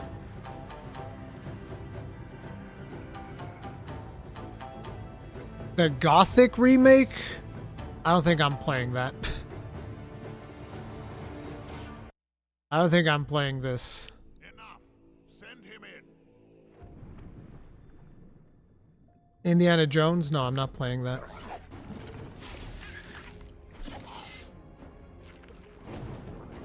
Any plans on playing Pal World DLC? No, stuff is too close to other things that I want to play. Concord 2? Yeah, sure. For the war against the orcs, the only undefeated enemies of the kingdom of Mertana, the king needed orcs. Supplies them with everything they need. That this world can exist without the player. Explore the colony on your own and enjoy the unprecedented freedom this open world offers. In true RPG fashion, you decide when and where you go next. Meet numerous Done with PoE? No, absolutely not. It's going to be one of the biggest ones that I'm going to play. It's in the list, look. How you solve or handle it's in the top of the list. We're going to be playing it all throughout next year, 100%. It's one of my main games now. The game will always respond appropriately to your decisions. That's a shame Rada's even playing the original because he finally listened to smart people. What do you mean? Kingdom Come or whatever? Kingdom Come Deliverance? Have you seen Fellowship? I have seen Fellowship. I have played Fellowship. I've done an interview with the Fellowship devs. I think it's still in a bit of a rough state. I want to see more of that game as they come closer to finishing it. I was also not a big fan of the way that their matchmaking works. It's basically just like Mythic Plus. It's the exact same thing. You form your groups and people scrutinize your gear and it's a fucking pain in the ass. So yeah, I don't know. We'll have to see.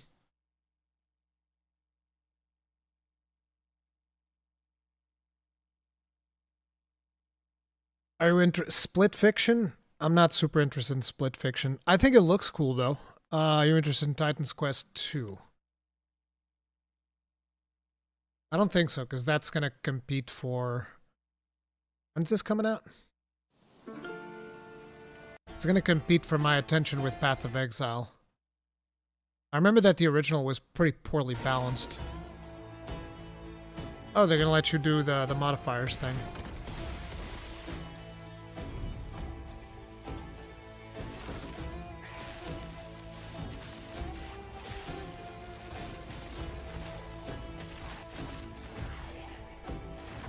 Nah.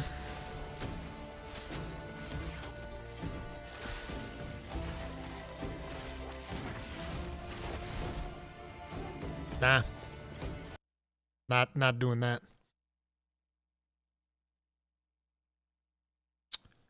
Crimson Desert, yeah, we already have that in the list. Like, here's the list right now, guys. So, some of you guys were saying Lost Soul aside. This is like a Devil May Cry type of thing. Is this still only being made by one guy? China Hero Project. What is this? China Hero Project. China Hero Project is a PlayStation Mentoring and Support Initiative for China-based developers, helping them create incredible games that reach a global audience.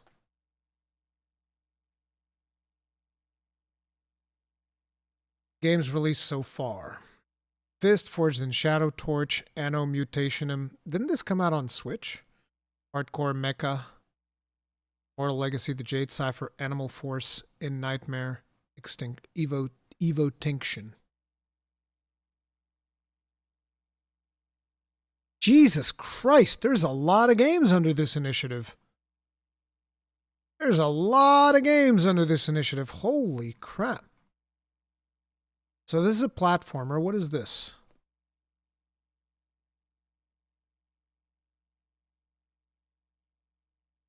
Oh. Hello? Man, sure be great if that worked. This was released 2 years ago. That's probably why.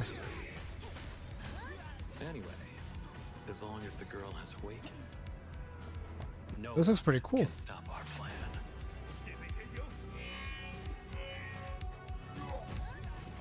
Just trying to get a vibe of what the projects are doing here.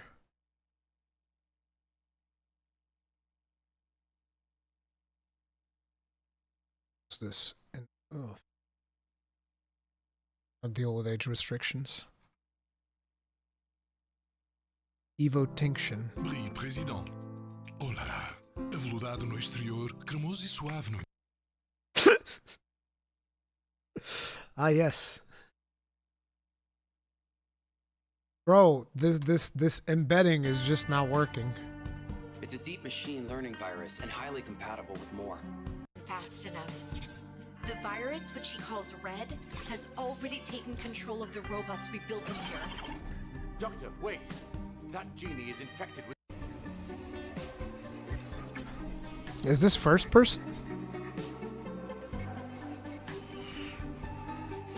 Unleashing something like Morn would be a civilization ending in the future. You can barely understand what this is about. And highly compatible with more. All right. Anyway.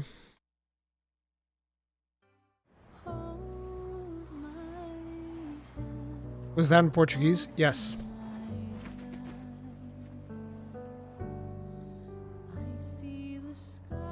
Big Booba. I'm still getting copyright claimed on that song.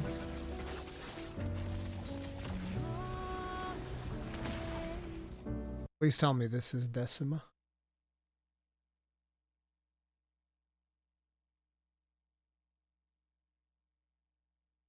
Okay, this one's fine. It's Unreal Engine 4. It's fine.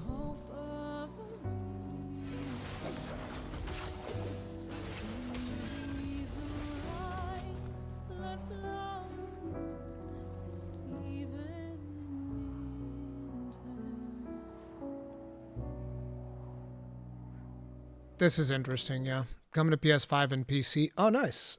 So it's not even like console exclusive or anything? Yeah, we can add that one to the roster. Sure. DMC like. First Berserker Kazan is already in there. Wu Chang. A lot of people are talking to me about Wu Chang. I remember that what I saw of Wu Chang, I actually was not a big fan. Oh, no, wait. This was a trailer that I meant to watch and I didn't watch it. Let's watch it now for the first time. But like, I remember that the first time I saw Wu Chang gameplay, because this was a game that I was following, and the first time I actually saw gameplay of it, I was like, I don't know. So let's see. Although I swore to protect it, I failed. Now I walk the path of blood until my mission is fulfilled. I will not rest until all traitors are silenced and our stolen kingdom return. Who dares to question my will, standing in the way of my redemption?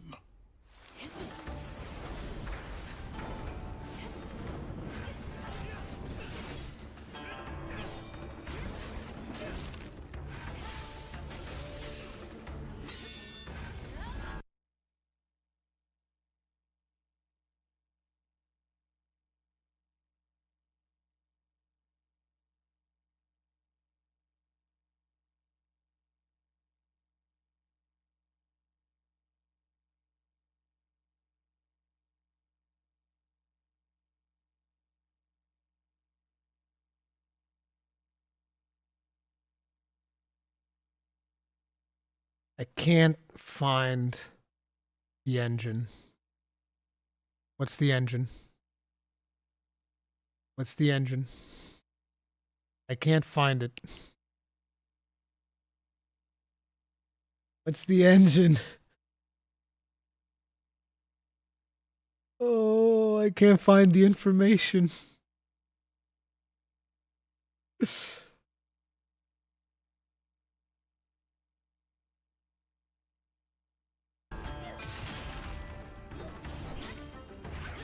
Because it doesn't exactly look like UE5.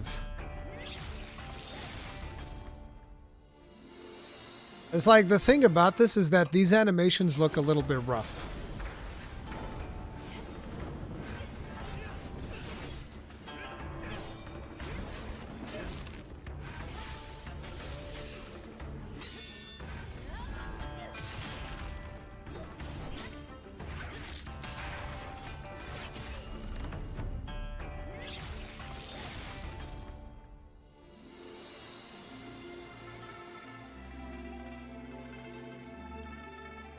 Yeah, feels floaty. That's what I'm getting as well.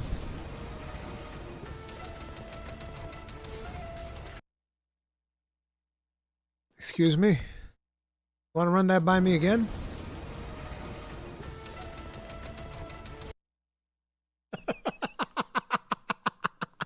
We have to play this game. Just for the DACA. We have to play the game just for the DACA, dude. What the fuck? It's a machine gun staff. And it's got a flamethrower, too.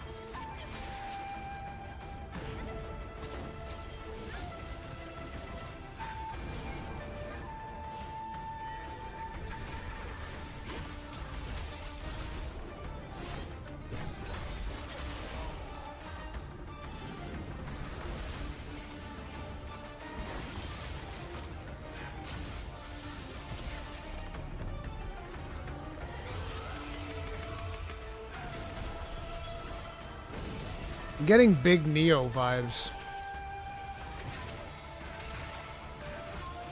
Who is working on this game?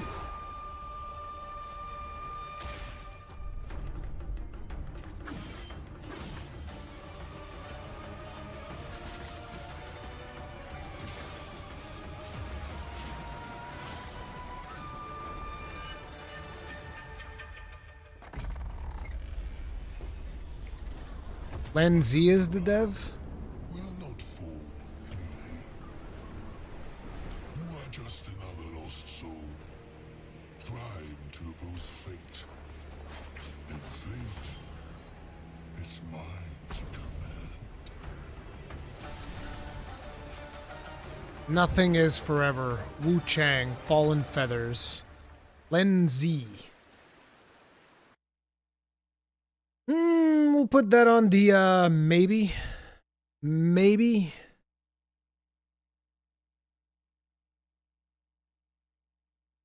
Put that one under maybe.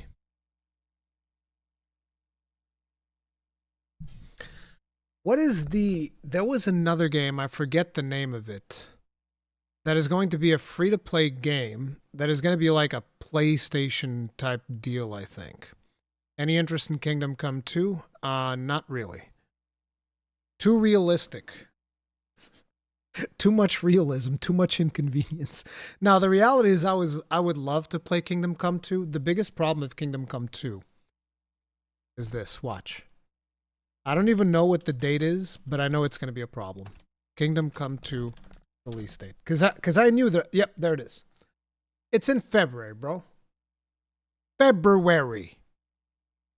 I'm cleaning February off the map, okay? February is taken. We're not even... Listen, February is not even up for discussion. There are no games in February. There is one game in February and nothing else. That's it. There is one game in February. Okay?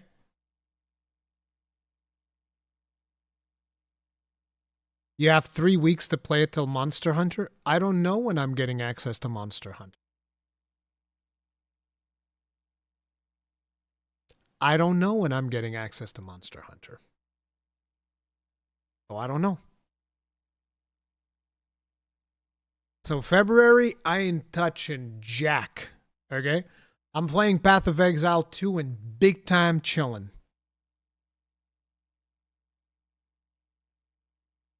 You know it'll be before us. I genuinely do not know. Like, listen, I don't take any of this shit for granted. So I don't know. Maybe I'll get it early. Maybe I won't. I don't know.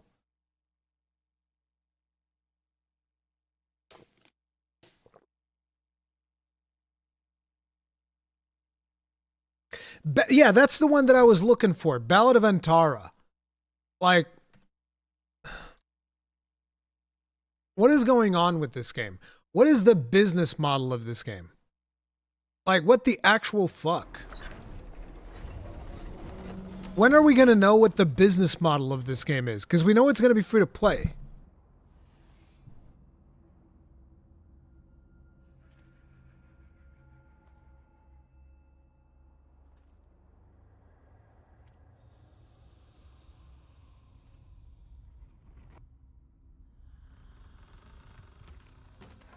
Is there a Reddit for this game? Because usually Reddit will have like some information. No, it's an r/games, r/souls-like. r/PS5. Yeah, we don't know. Same dev as Nikki Infinite? Really? Who's the dev here? It is Infold. Infold Tipsworks. Infinity Nikki dev. Paper Games Infold. So it's the same publisher, but it is not the same dev, I don't think. So I'm assuming that developers is Paper Games, right? Paper Games growing internet company, development industry. Video game publisher. No, Paper Games is a publisher. And Infold.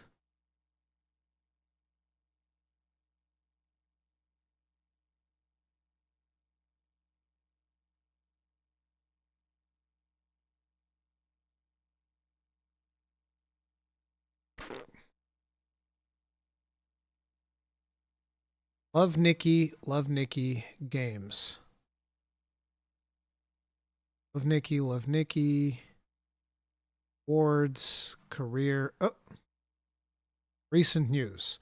New free-to-play action RPG Ballad of Antara. Empowering worlds and creativity. Yeah, it does seem to be the same people that work on Infinity Nikki. And then there's Ballad of Antara.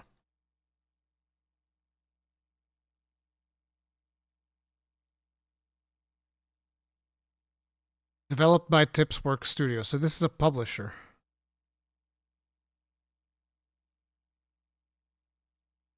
Ballad of Antara's story of a world devastated invasion of an ancient force. Essences, journey with Dromos, mysterious girl on her mission to reunite the sundered world. Players meet and join with emissaries. Let me just turn this on.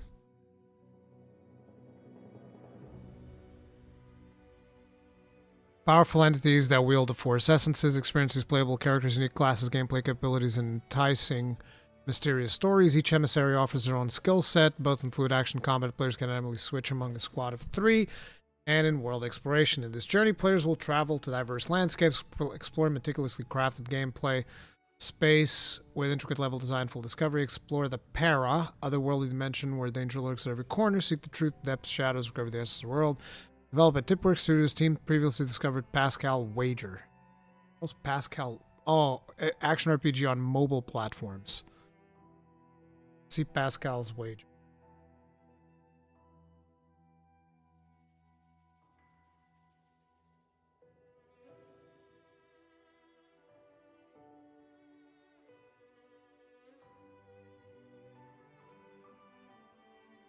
Jesus.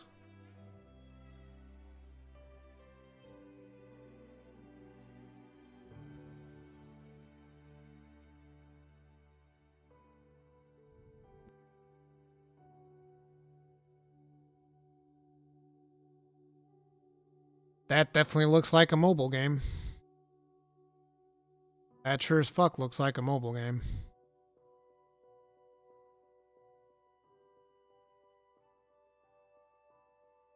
Is there no combat? Oh, this is fighting cowboy? I didn't even realize it was fighting cowboy.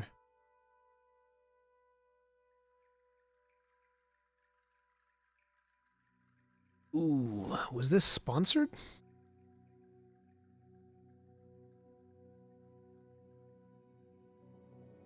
It wasn't. I'm surprised. 3 years ago. Yeah, I don't think so. Games developed with the latest Unreal Engine 5 technology. Unreal Engine 5. No.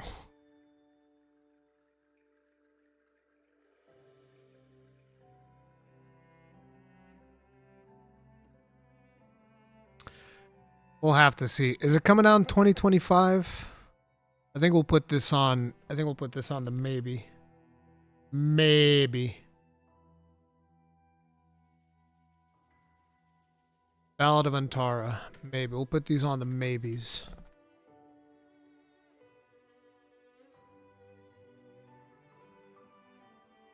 Am I missing anything?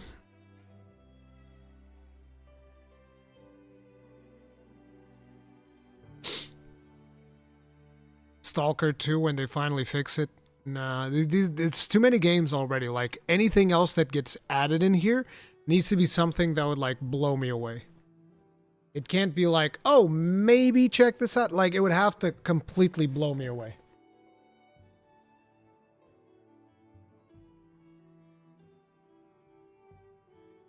Can someone tell me what's so bad about Unreal Engine 5? Runs bad, and usually games will feature a bukkake of special effects that actually make them look worse than they would have if the developers would have used less special effects.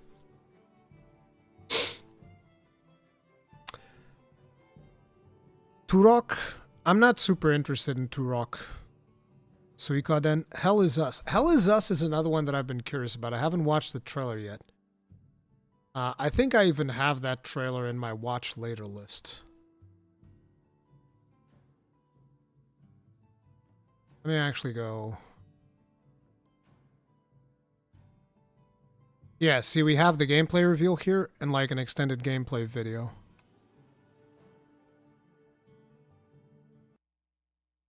Let's check that out. Hi everyone, my name is Jonathan Jacques-Belatet. I'm the creative director and the art director on Hell Is Us. I hope you enjoyed the trailer that you've seen recently. Today we're back in the spotlight. We're going to show you a bit of gameplay, a bit more than what you've seen in the trailer, and I hope that you will enjoy this part greatly. All right, so let's start with the basics. So Hell Is Us is set to be released in 2025. It's for pretty much everything. So Xbox Series X, PlayStation 5, and PC. So the game is a bit of a take back to games from the 1990s. We're a team of passionate people. The average on the team is like 20 years of development experience. So we're from a different generations, and we have a lot of love for how the games in the 90s were made and how they were played and experienced, especially the fact that you know, there was no hand holding, there was no silver platter. Isn't it impressive how I instantly recognized that, like, all we saw was a character moving. All we saw was a character moving, dude. You kind of had to figure stuff out by yourself. You were really in control of your exploration and your own discoveries, and this is what we're trying to do in Hell Is Us, obviously with modern flair and kind of like modern knowledge of game design and whatnot, but very much put you back in the driver's seat of your experience and of your exploration. What this developer is saying reminds me a lot of Remnant. And then the result and the joy of your discoveries. So Hell Is Us takes place in a country called Hadia. Hadia is in the grips of a vicious civil war. You play the role of Remy. Remy is actually from Hadia. He was born there, but his mom smuggled him out at the age of 5, like it sometimes happens in those countries. And what I mean by that is Hadia is a hermit state, is a turtle state. It's completely closed off on itself. There's no goes out, DLC confirmed Remy for comes Dogma in, 2. and that's why Remy's mom decided to smuggle him out so he can have a better life. He grew up in the foster home system, or the foster system in Canada. He's always wanted to come back to Haiti. He wants to find his parents again. He wants to kind of like confront them. He's got a lot of questions for them. He understands why they abandoned him, but yet, you know, abandonment is pretty much the biggest trauma that a child can have. And there's like a loop that hasn't been closed properly for him towards this situation and his parents. When the game starts, Remy has finally been able to infiltrate Haiti during the brutal civil war that I was talking about. Remy is a ON peacekeeper. He quit his post, he went AWOL, infiltrated the country, and this is where the game starts. Remy remembers two things, and that means the players remember two things. It's that his village of birth was called Jova, and his father was the blacksmith of Jova. Those are the only clues you begin the game with, and these are the only clues that Remy also know. So equipped with this knowledge, with these clues, you begin the game and you try to find your way to Jova. You must be lost to wander around Sinedra Forest. I'm afraid I have very little to offer. A group of strange-looking soldiers arrived here last night in an APC. And perhaps you can ask them for help. It's not the first time I've seen them. They always seem to be snooping around here for something. They park their APC. Does this guy sound like the dude from Diablo 2? What was his name? Marius? He sounds just like that dude, and the character looks like him too. That's interesting. APC just beyond the woods, to the north. No, not Lorath, Diablo 2. Follow the wind chimes. They will lead the way through. The gate to enter the woods is locked. Here, take this key to unlock it.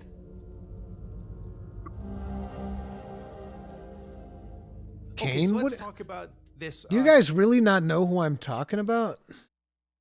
Bro, so weird.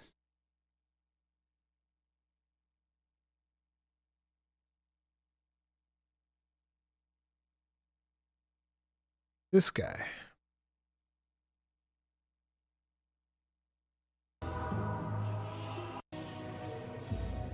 This guy right here. Look, the NPC even looks like him. Not Deckard Cain, bro! What the fuck do you mean, Deckard Cain? It ain't Deckard Cain! Marius, or whatever the fuck his name was. This guy. This ain't Deckard Cain.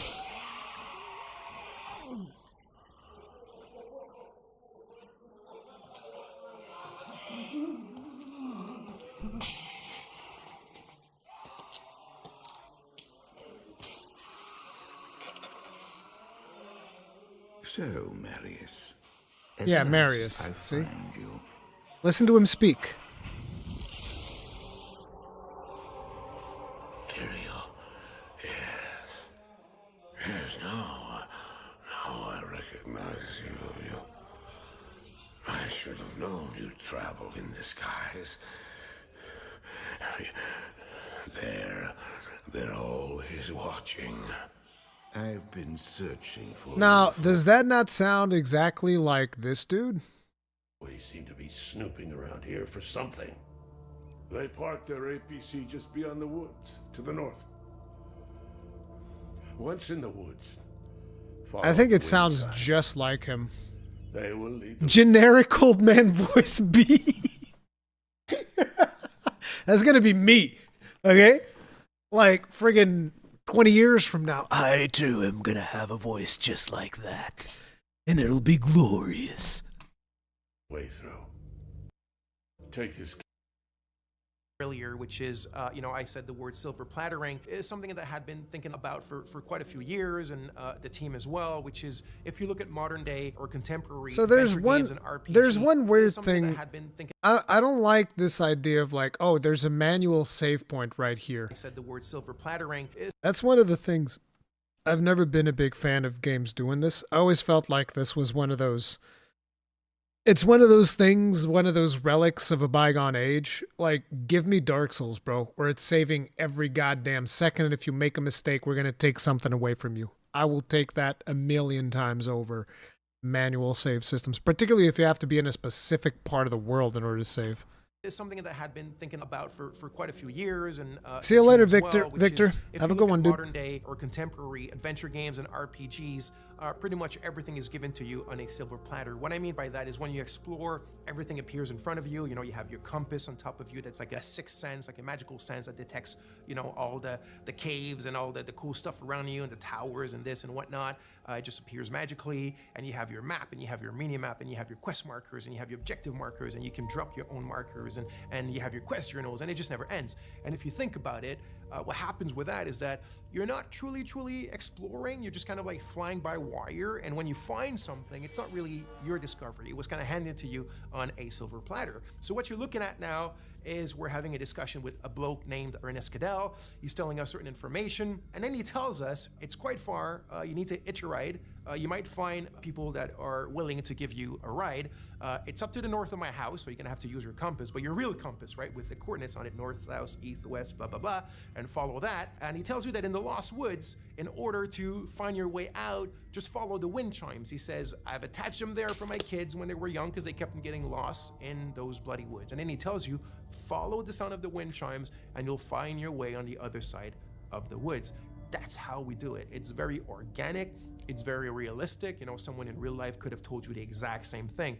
So the environments, the visuals of the game are not just there to illustrate, they're there to communicate. So you need to play the game, you need to open your eyes, you need to open your ears to what NPCs tell you, and you'll find your way and you'll discover things, and you will truly own your discoveries and the great joy that comes with that.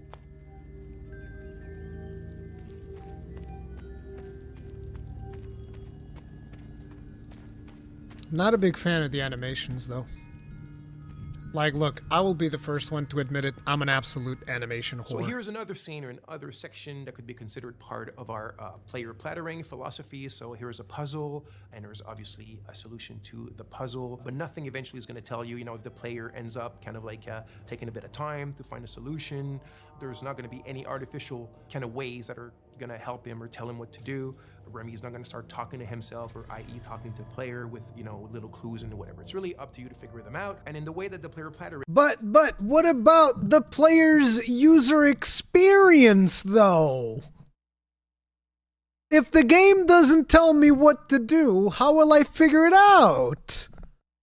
No! Is inserted in this. We have a good example here with your trusty drone named Cappy. By the way, you can tell now that Remy has his poncho and he has his sword and he has his drone. So it's after he's acquired them, right? Because at the beginning of the game, you saw he was not dressed like that. Now there's a reason why he ends up dressed like this. There's a reason why he needs these things, this equipment. There's my yellow paint, exactly. Today. So anyway, there's an ancient language in the country and you kind of find it throughout the game. And the drone has a software, one of his many softwares, and this specific one can translate the ancient language. So this puzzle, the way that it works, you need to kind of like explore and observe your environment around this specific puzzle in order to find the clues on how to solve it. You need the drone. This actually seems interesting. His name is Cappy. Also, there's something behind that, of course. And you translate those old texts. It gives you little passages of a poem. I need to see combat, though, before I set that in stone. What they tell you and the order in which they seem to have to be pieced back together, you find your clues on what this puzzle does and how to solve it. So again, the players are kind of like just led to their own devices, but things are there, the answers are there, and you have to explore. And again, I repeat it, you have to open your eyes and open your ears, and you'll figure it out.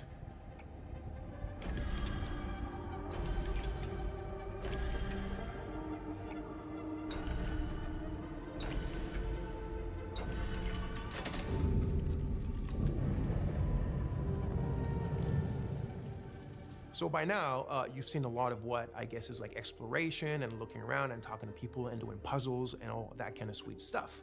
But if you've seen the trailer, you of course notice that there's another big aspect to the game, which is third-person melee combat. So we like to say that the game is 50% exploration and 50% combat. The game is not at all only about combat, and it's definitely not at all just walking around and figuring stuff out. It's the combination of both, and we also think that the way that we've combined them is quite refreshing and quite unique in Hell Is Us. So, like I said, combat is an integral part of the game. I do want to emphasize now that we're not a Souls-like game. The game is a lot more mid-core. It's have fun, get in it, and hack and slash. It doesn't mean it's easy. It's not overly hard. There's a learning. That sounds like some casual bullshit to me. That's what that sounds like. Curve, there's subtleties, there's little things that we've invented just for the flair and the flavor. Dude, he just of Hell slashed them up in no crunchy. I time. think the friction is pretty good, and I hope you'll enjoy it. So there's a wide variety of enemies in the game. So we have kind of like the more common enemy type, which we call the Hollow Walker. So it's these kind of humanoid, bipedal, white enemies that you can see here with the holes in their faces and their chests and whatnot. So obviously there's a reason why they're called Hollow Walkers, and there's different types of them and different kind of tiers of strength and powers. But when you're facing pretty much the biggest threats in the game, it's what we call like a dual entity. So it's like a Hollow Walker has a haze inside of it. So it's when the haze is present. I'm not gonna get into the details right away of what the haze represents. It's all part of the lore and what you will figure out in the game. But when you're facing a combo like these dual That's entities, looking rough. 3 of them, 4 of them. There's the herders, there's the fervents, and different types like that. But that's when you really need to master the combat system. That's when you start having to use all the tools and techniques at your disposal. The drone has tons of skills to upgrade it, and the drone is very much your little sidekick to help you in fighting multiple enemies at a time. He's not a sidekick in the sense where he talks and he has an AI. He's very much a drone that has its own protocol to do this crowd management during the combat. So you have your different weapons, you have your limbic skills, attack to weapons, which is basically you consider as your magic, even though in the game it's not considered magic. There's kind of like a scientific base to them. But that's when you really need to master all the little... It's alpha footage. It's supposed to look rough. Yeah, the problem is that usually when it's alpha footage and it looks like this and it's Unreal Engine 5, I haven't seen it get much better in most games. Subtleties of the combat system. Use all the tools in your arsenal and at your disposition and get in the melee with these kind of dual or triple or quadruple entities and being able to manage them and be victorious. So like I mentioned, here specifically... Like, I've seen the performance improve. Yes, in some games, but even still, it's UE5, so usually they still launch in pretty poor state. But actual animations and whatnot? You can see a combat against a limbic entity that has multiple hazes attached to the Hollow Walker. That's when it gets really complex, it gets very overwhelming because you're alone, but you got your trusty little Cappy. So you need to use its skill. So for example, Cappy has a skill where you can distract an entity, either a haze or a Hollow Walker. Wait, you called the drone Cappy? Like the Cap in Mario Odyssey?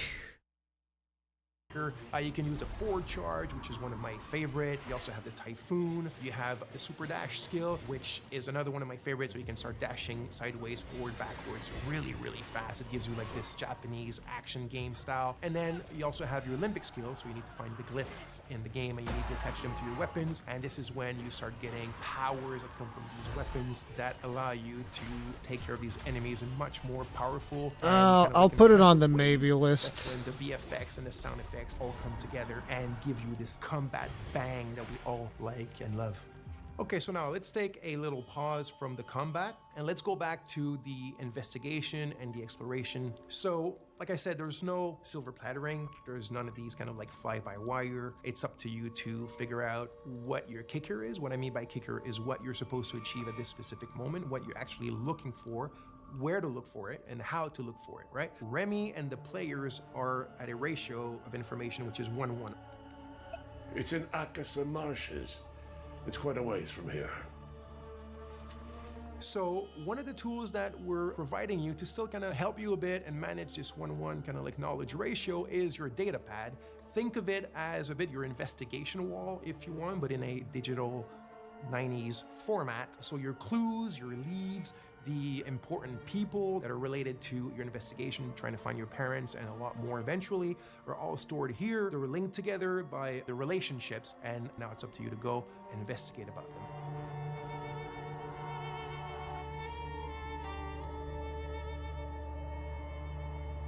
So as you can see here, some of the areas can be quite wide opened. This one here called the Casa Marshes is one of the bigger ones, and as I spoke quite a bit already, the game doesn't hold your hand or doesn't really tell you where to go. So out of your main leads or clues or ideas that you have in your head of what you're supposed to do or where you're supposed to go at any given moment, you will also be attracted by a lot of points of interest or just little things in the environment that pique your curiosity. And as you walk towards them or explore, that's when you'll start also making a ton of like peripheral or side discoveries on your own, things that you cannot solve right away, or things that you might think that there is a thing to be done with it when there's none. And it's all part of the fun stuff and the kind of like experience that we're providing in. It's like, this is one of the biggest things that makes me curious about this game is the fact that there's no, like what he's calling fly-by-wire. You just like, you look and you're, this seems interesting. Let's try to figure out what's going on here.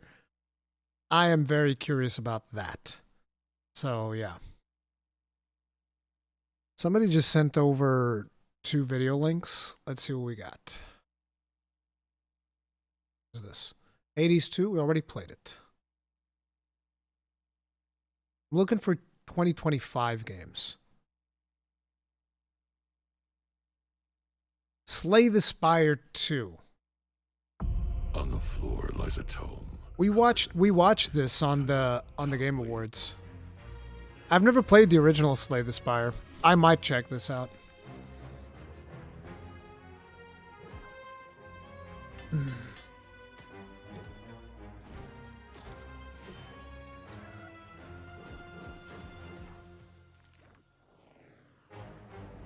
We might check out Slay the Spire 2. We've already seen the stuff from that. Also, it is time for the shoutouts for the Longbeards. Eugenie, Inquisitor Reed, James Cheek 7507, Jojo Mojo 1512, Sierra 51, The Bug Shaker, I Anime God, Sky Kit, Chris Marks, Mr. Wipeout, Golfelf J, Eddie Arrow, D. Luffy, Steve Vierick, C. Manta, Chief Hellhunter, Hidden Aussie, Draxus K, Dracmoth, El Renato, Slam Iron, Saphirian, Twerkules, Jay Walco, Inazuma, Senior Bacon, Sam Castellan, Devin Widener, Astronar Age, Sherlock Para, Philip Figgy, Grubham, Cold Brick, Red Pig Bank, Rambo the Nerd, John Coombs, Pig 83, Pizza Man Invaded, Miz and Jamal Angry Scott's Dad 23, Alexis, Robert, and Shelby Necco. Thank you very much for being grossly incandescent as Longbeards. You absolute Giga Chads. Tip of the hat. Appreciate support. As well as all the Iron Breakers. Tip of the hat to you too. And everybody in chat just hanging out. Tip of the hat. Appreciate you guys. Thank you very much for the support. We've had radio silence on Judas since the announcement trailer. Yeah, I don't know what else we're going to be getting for 2025. I've looked at the list. I was missing some stuff. But like, this list is looking like most of the games that I'm going to be interested in. I think that this is it. We have quite a few maybes. We have a bunch of games that I definitely want to play. And do remember... Wait, what the hell? Bellend Aventar? Ballad of Antara. We have quite a few games that I definitely want to play. Quite a few maybes in there. But this is where we're looking. Metal Gear Solid Delta. I'm kind of like too late for the Metal Gear Solid franchise. We played Metal Gear Solid 5. But yeah, these games are going to take precedence for me over Metal Gear Solid Delta. Still say Soul Reaver. I wanted a remake of Soul Reaver. They're doing a remaster, which I think is okay. But yeah. I think Soul Reaver is already out, yeah. Final Fantasy VII Rebirth PC. We might check it out. I don't know. It's like at the end of January. Pirate Yakuza. I'm not jumping into the Yakuza franchise. Keep some space for surprise releases. Exactly. That's the other.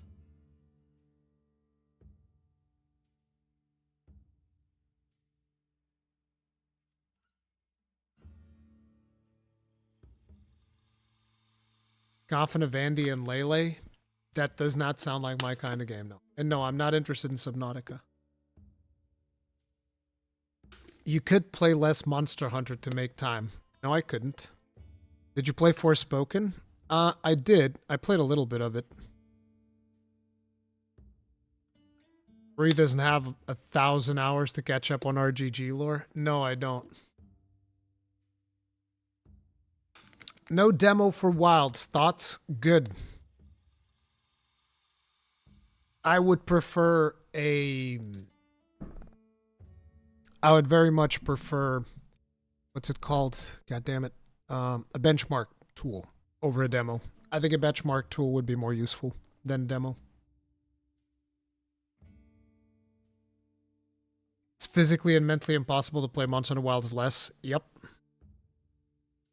While I love the Trail series, don't have time to play them. I want to get into the Trail series, though. I do. I really want to get into the Trail series. I wish I had more time. I would like to have no review codes as well. Hey, I'm fine with that. So long as... Here's the thing, though. I'm fine with that so long as no websites get them either. Like, actually nobody gets them. Bro, sign me up. Tell me where the petition is. I will sign it.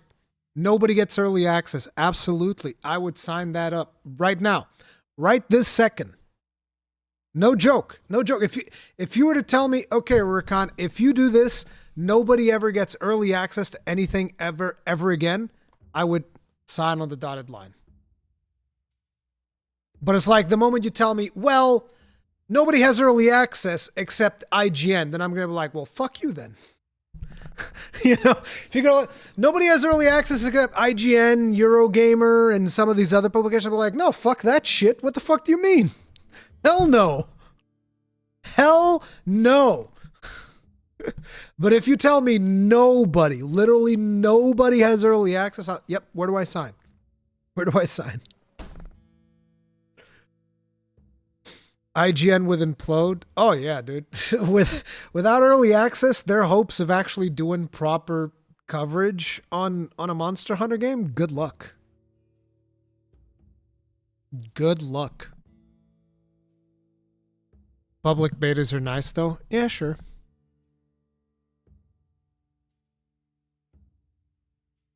Listen, IGN gave Game of the Year to a good game. That's something. What was their Game of the Year? What was IGN's Game of the Year?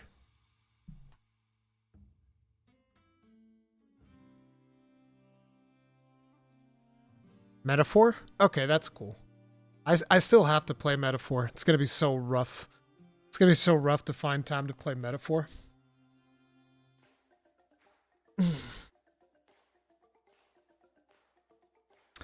So, real quick, I also wanted to tell you guys my my biggest games of did I close that? That's Anvil, thank God. I was like, what the fuck did I just leak on Discord? It was Anvil, so it's not a big deal. Give me a second. I want to find the other playlist because I had another playlist that I've made that I wanted to get into, which is this one. So these are kind of like what I consider to be some of the best games in 2024. These are in no particular order. These are just what I've thought were some of the best experiences out of 2024.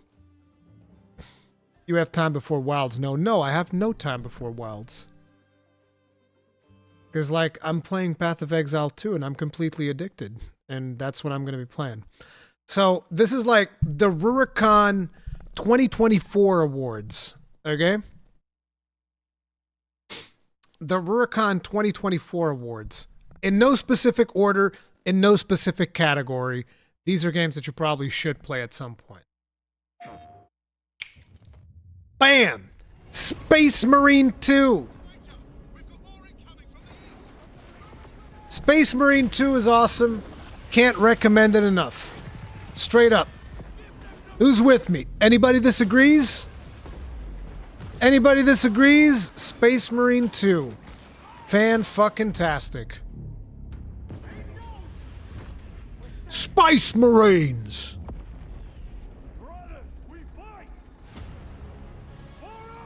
Really, really good stuff.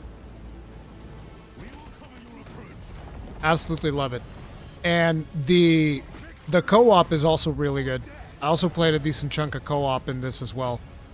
Really, really cool. And you can play the whole campaign co-op as well, with up to 3 players. Fantastic. Love it.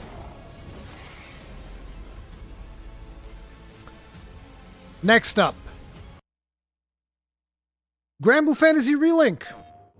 Love this game. Ton of fun. Played it with friends. We all had a blast playing it. Really, really, really good game. If you did not play this game in 2024, I cannot recommend it enough. Fan-fucking-tastic. Especially if we play as Eugen. Eugen is the GOAT. Everybody knows Eugen's the GOAT. This was like one of the first games we played this year. Really, really good. Of salvation. Long have we waited for this day. Knave! What did you do to Lyria? Was good, died kind of fast. Well, yeah, it was a single-player game. You were supposed to play it and then be done with it. Red ship is going. Grand Cypher will hunt it down. It would be cool if they did like Granblue Fantasy Relink Ultimate. I would absolutely play the shit out of that. Arise, my lovely blade. Really, really cool game. I will protect her. I can no longer feign innocence. Did the game sold well? I don't know. I doubt it did. I didn't see a lot of people playing it or talking about it. When I needed you the most. The ordeals of our pilgrimage are nearly at But yeah, an end. Granblue Fantasy Relink, phenomenal. In a realm of fantasy. Okay, okay, listen. Listen. Not fucking thank you very much for becoming grossly incandescent. Tip of the hat. Appreciate support. This game is awesome. Okay? It's not perfect. It's not perfect. I get it. A lot of people are probably going to be mad. But this game is awesome. I love this game. It is what it is. Time to take your place among the worthy. A lot of people said that like, oh, it's bad, doesn't have this thing, microtransaction drama, blah, blah, blah, blah. I agree the microtransactions were kind of like shady the way that that whole situation went down, where the US content creators were notified of microtransactions. People in EU, like myself, we were not notified of microtransactions, and there was a whole shit show around it. I didn't like what they did with the microtransactions. I thought it was some bullshit. In regards to the gameplay, I thought the gameplay was phenomenal. I thought that the complaints that people had over the fast traveling was a bunch of bullshit. Okay, you do not need fast traveling in this game beyond the means that were already there with the port crystals and the the little ox carts. I thought that was fine. I had a blast playing through it, and you can see that in the full live stream playthrough that we did. Loved it. Biggest complaints. Could have used at least 5 more big monsters. So like 5 additional big monsters besides the one that were there. And could have used reasons and even the option to fight the final bosses of the game more than once. Because there are some really cool fights at the end of the game, and you get to do them once, and that's it. And there's no reason to ever do them again. And I was like, man, that's fucked up. Also, New Game Plus should actually increase the difficulty of the game, as opposed to putting my giga-roided out character beaten up on a level 1 goblin. Like, that was fucked up. So, like, I instantly lost interest when I got to New Game Plus, because I got there and I was like, oh, I'm just like, shield slam, goblin gets sent to the fucking moon. I started the goblin space program because everything I touched goblins exploded left and right. So that was some of the problems. But yeah, other than that, game was phenomenal. Performance really soiled the launch. Yeah, there were performance issues as well. True. There's people that never even play the game because it didn't work on their systems. Yep. But again, it's still one of the best games that came out in 2024 as far as I'm concerned. I loved my time with the game. Absolutely loved my time with the game. It has flaws, absolutely. I still loved my time with the game. I would love it if they did DLC for this. I don't know if they will. Itsuno left the company. He's currently working with what is their name? The guys who are working on Final Fantasy 14 for mobile. I forget what their name is, but yeah, Itsuno is in that team now. Griffins showed up way too much. I thought Griffins were fine. Dude, in the animations of this game, the combat of this game is next level, dude. You don't get, like, combat like this game, you don't get anywhere else. The closest thing you get is Monster Hunter. You don't get combat like you have in this game anywhere else. I hope that a lot of studios straight up steal the combat of this game. Just straight up steal it. I absolutely love this game. Had an absolute blast of a good time with it. Love it. I'd argue this game has some of the most fun gameplay of all year. Absolutely. Abso-fucking-lutely. Rated M for mature. Hot take.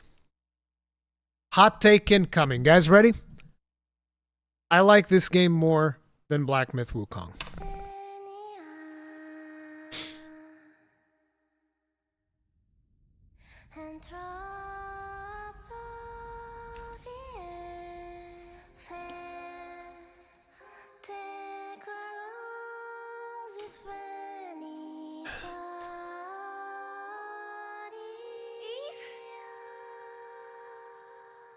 Thank you. Well, you finished one of them. Well, yeah. So? Were you the one who sent the rescue signal? This is the largest land I've ever seen in my life. Even in the darkest times, it's always safe to bet on This game is friggin' awesome. I love it. Would like to know the truth. Why are you so worried? I mean, our ultimate goal is to save Earth and the future of humanity. Highly, highly recommend. One of the easiest recommendations of my life. This is what she left for the world. Her legacy. Everyone's happy to call you the Angel just because you came from the cowl. Nobody roams these lands free of suffering. You're leaving to do something important, right? This one. Gameplay, soundtrack, action, absolutely phenomenal. May your memories live May your memories live May on. your memories live on. forever. Is this what Adam was talking about? Loved it. We have to go down. You can't come back from this! This is what I was born to do. This is my battle. I like the story. I thought the story was good. I know that some people didn't like the story. I thought it was good. I'm sorry I couldn't do more to help. I'm so sorry.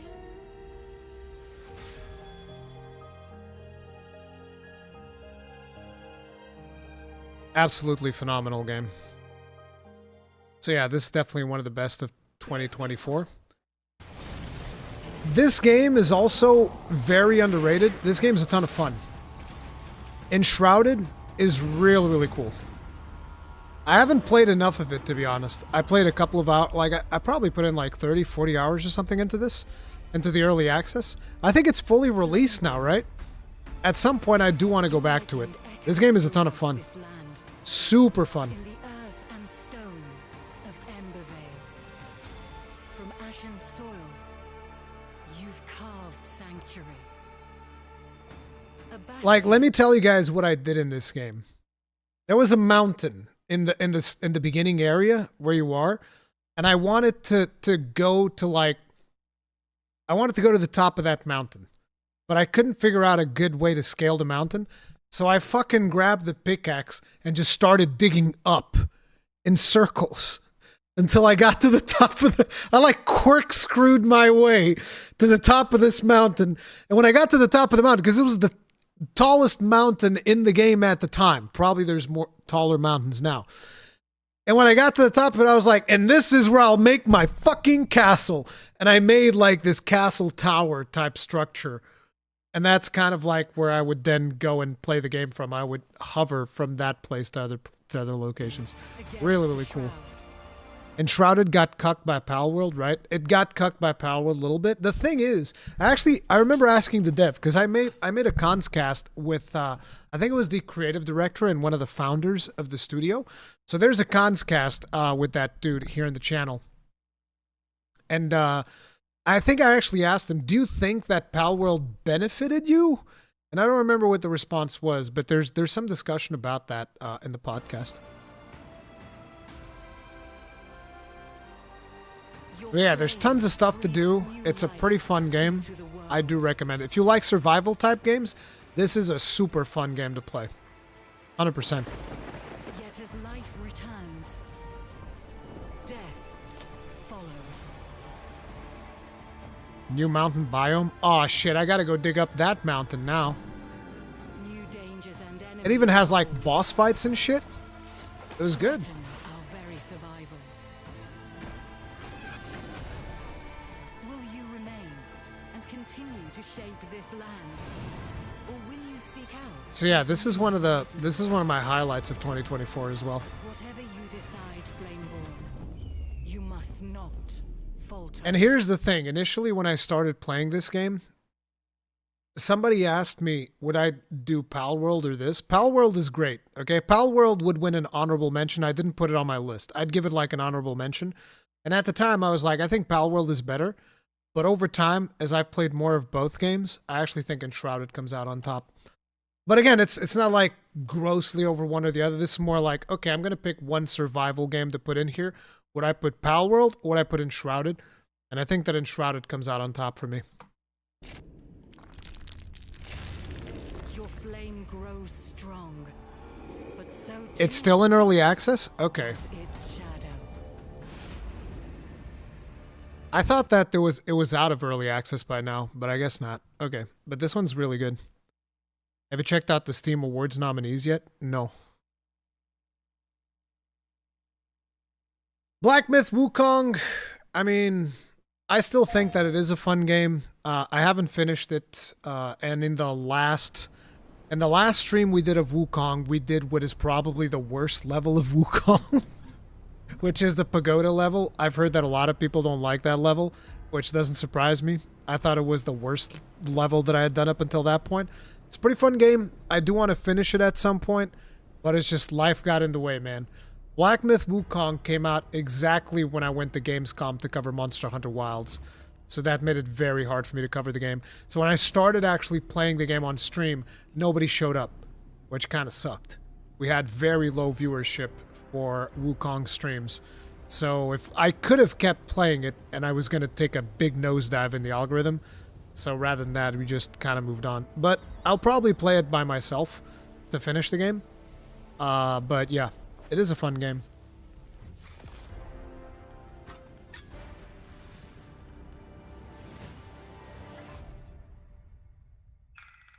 It's the worst level, indeed. It gets better after. Yep.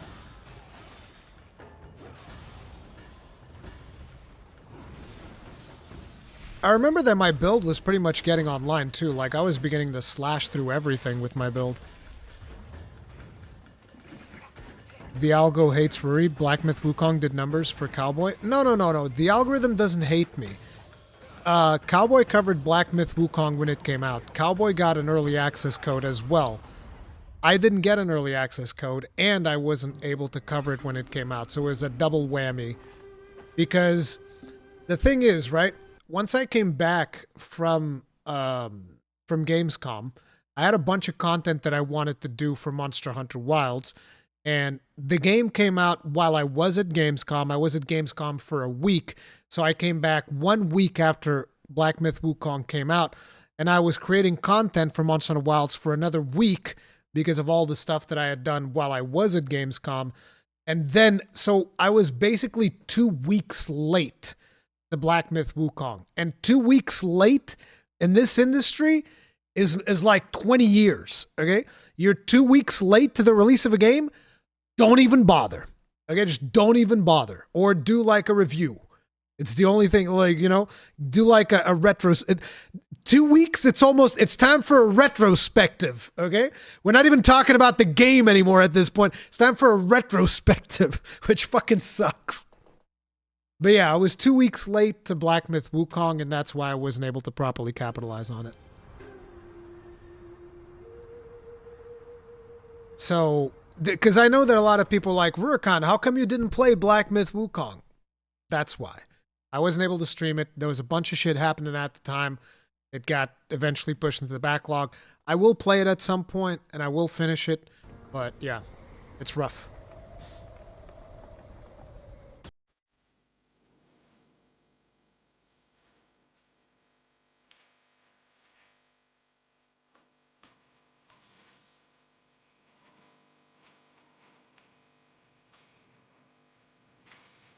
But yeah, definitely one of the best games to come out of 2024. 100%.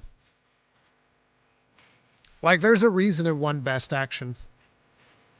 Even though I still think that I like Stellar Blade more than Black Myth Wukong, I think that Black Myth Wukong is legit.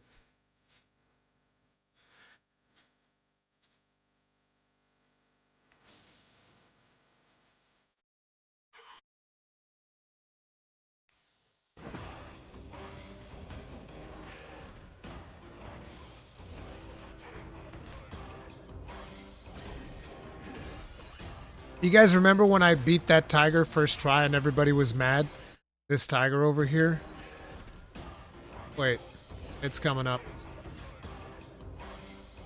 You guys remember when I beat this tiger first try and chat was mad? Chat was like, fuck do you mean? I was stuck in this for like 20 tries or 2 hours, some bullshit. And I was like, looked pretty fucking easy to me, my guy.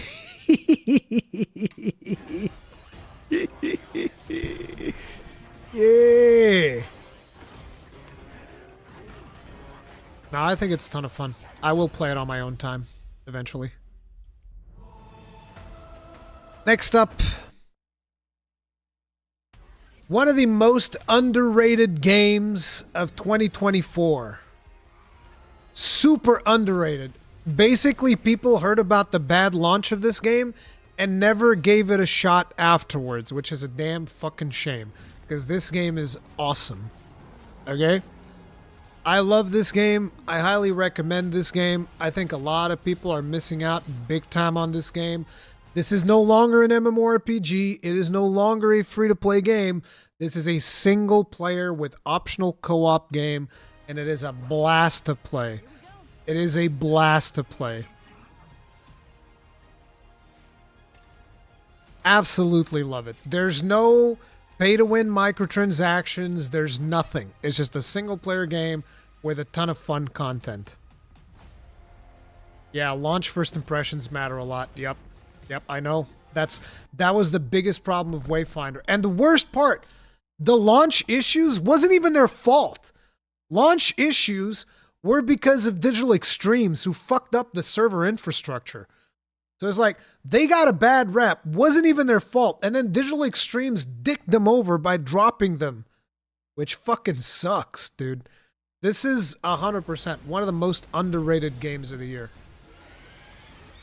And at the price, it's absolutely worth it. Really, really cool. Even just the fucking soundtrack is phenomenal.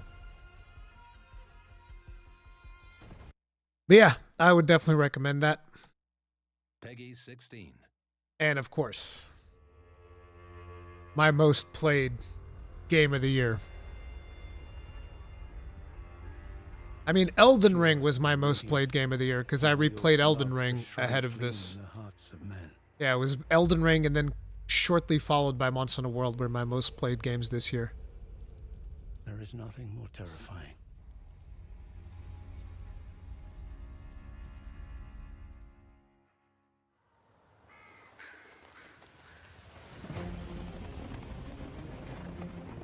What a fantastic game.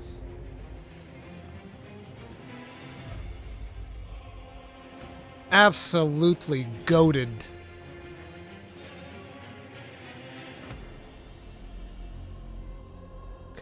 If this had won Gotti, the world would burn. Absolutely. A lot of your fellows. Alex Golden, these are just like my personal picks for 2024 in no particular order. They were never saints. They just happened to be on the losing side of a war.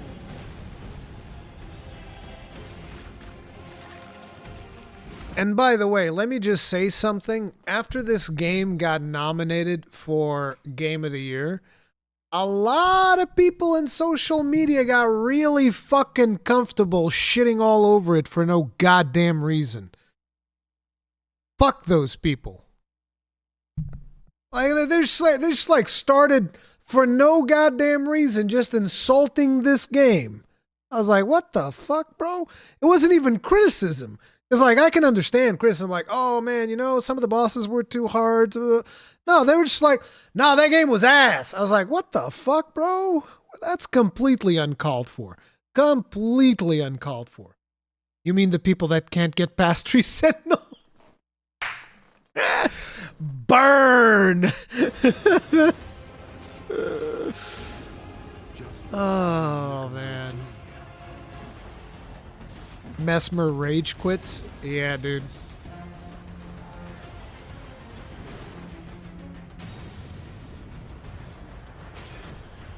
Those stripped of the grace of gold shall all meet death in the embrace of Mesmer's flame. Come now. Touch the withered arm. They nerfed our spear, boys. It was so good, dude. Dude, in my playthrough, in my blind playthrough, you will see this spear in its full glory, and it was disgusting.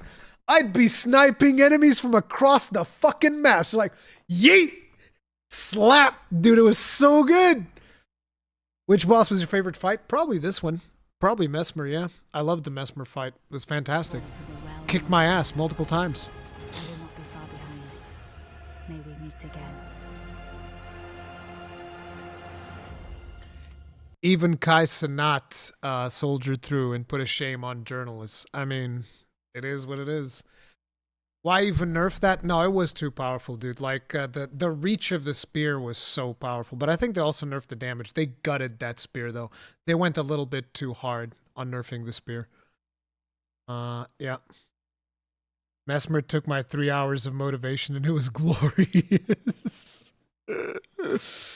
I did it stupidly with 0 Shadow Tree fragments. That is crazy. Hey, Rue, you left 4.5 million runes with Mesmer. No, I leveled up. Or did I lose them? I forget. No, I think I leveled up.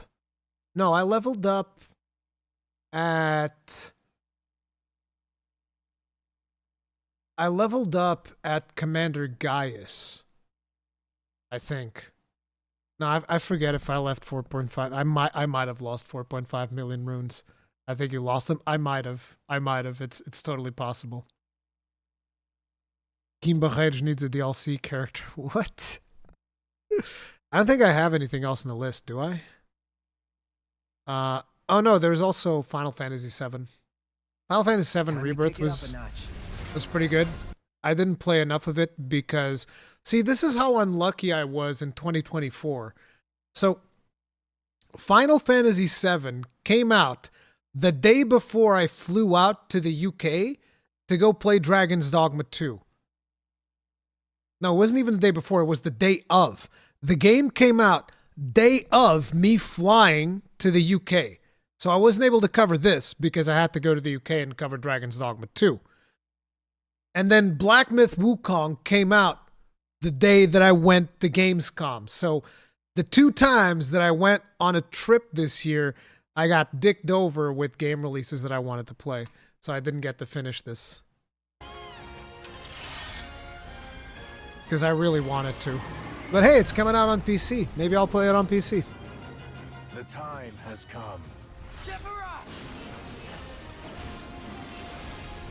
Stop going places, Rui. That is your solution. Nah.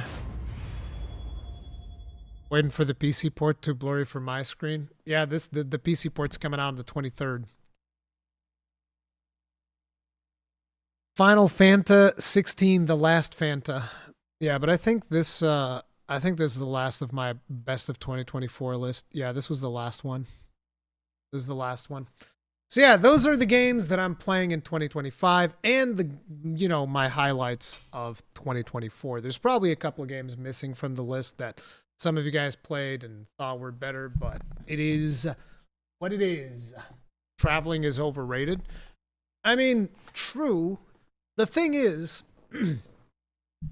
it's never about traveling to me. It's never about, oh, I want to travel to go visit this place. To me, what's the most important thing is, who are the people that are going to be in the place that I'm going to?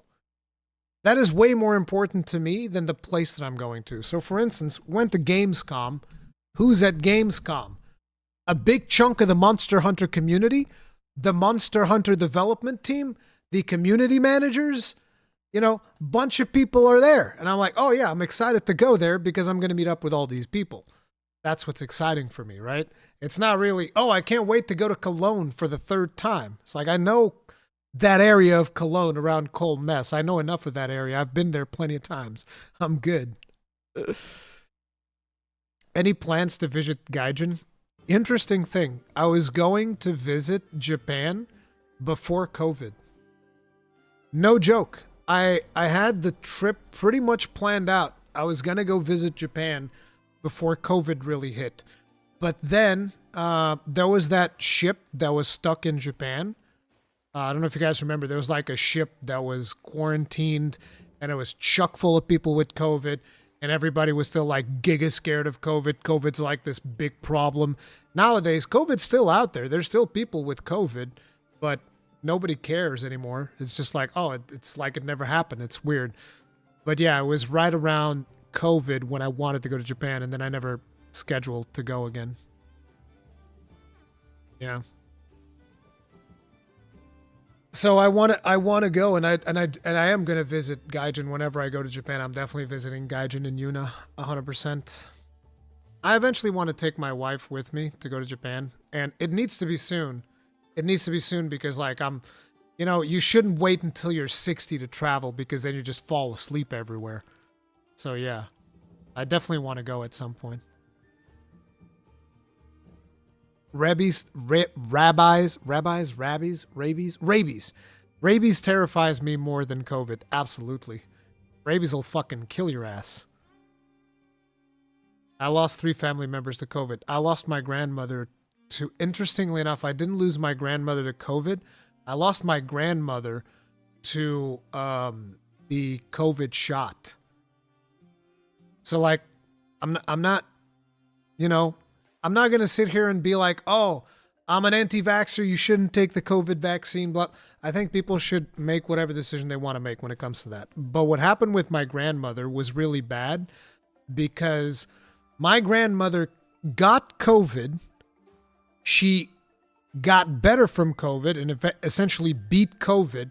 But then the people at her nursing home were like, oh, we want to give her the shot. And my father was like, don't you fucking give her the shot. And then his brother, my uncle, went behind his back and gave them the permission to give my grandmother the shot.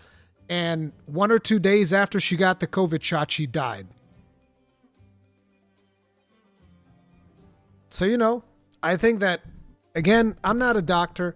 I took the shot. The reason I took the shot is because basically I didn't want it to take the shot, by the way. The reason I had to take the shot is because basically you couldn't do anything in Portugal if you didn't take the shot. Like, you couldn't go to hotels, you couldn't get inside coffee shops. Like, there were just like ridiculous amount of restrictions in Portugal.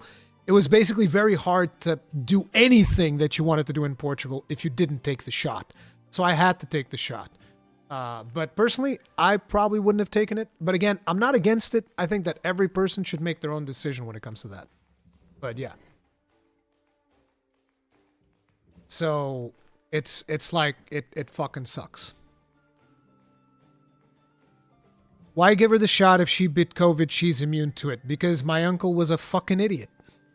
What can I say? My father specifically said, don't you give her the shot. And he went behind our backs and he gave the permission to give her the shot. And 2 or 3 days after she died. So yeah.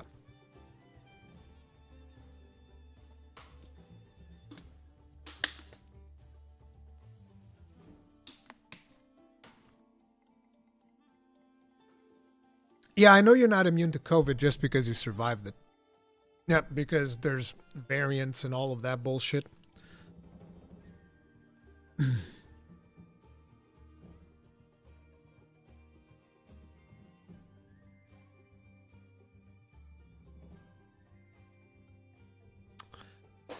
But anyway, guys, on that little bit of a more sad note, I didn't mean to end on that note, just kind of happened, but we're going to be wrapping up the stream here. I need to go edit that big-ass Q&A video that I was recording this morning, set that up, and I'll probably release that at some point next week for you guys.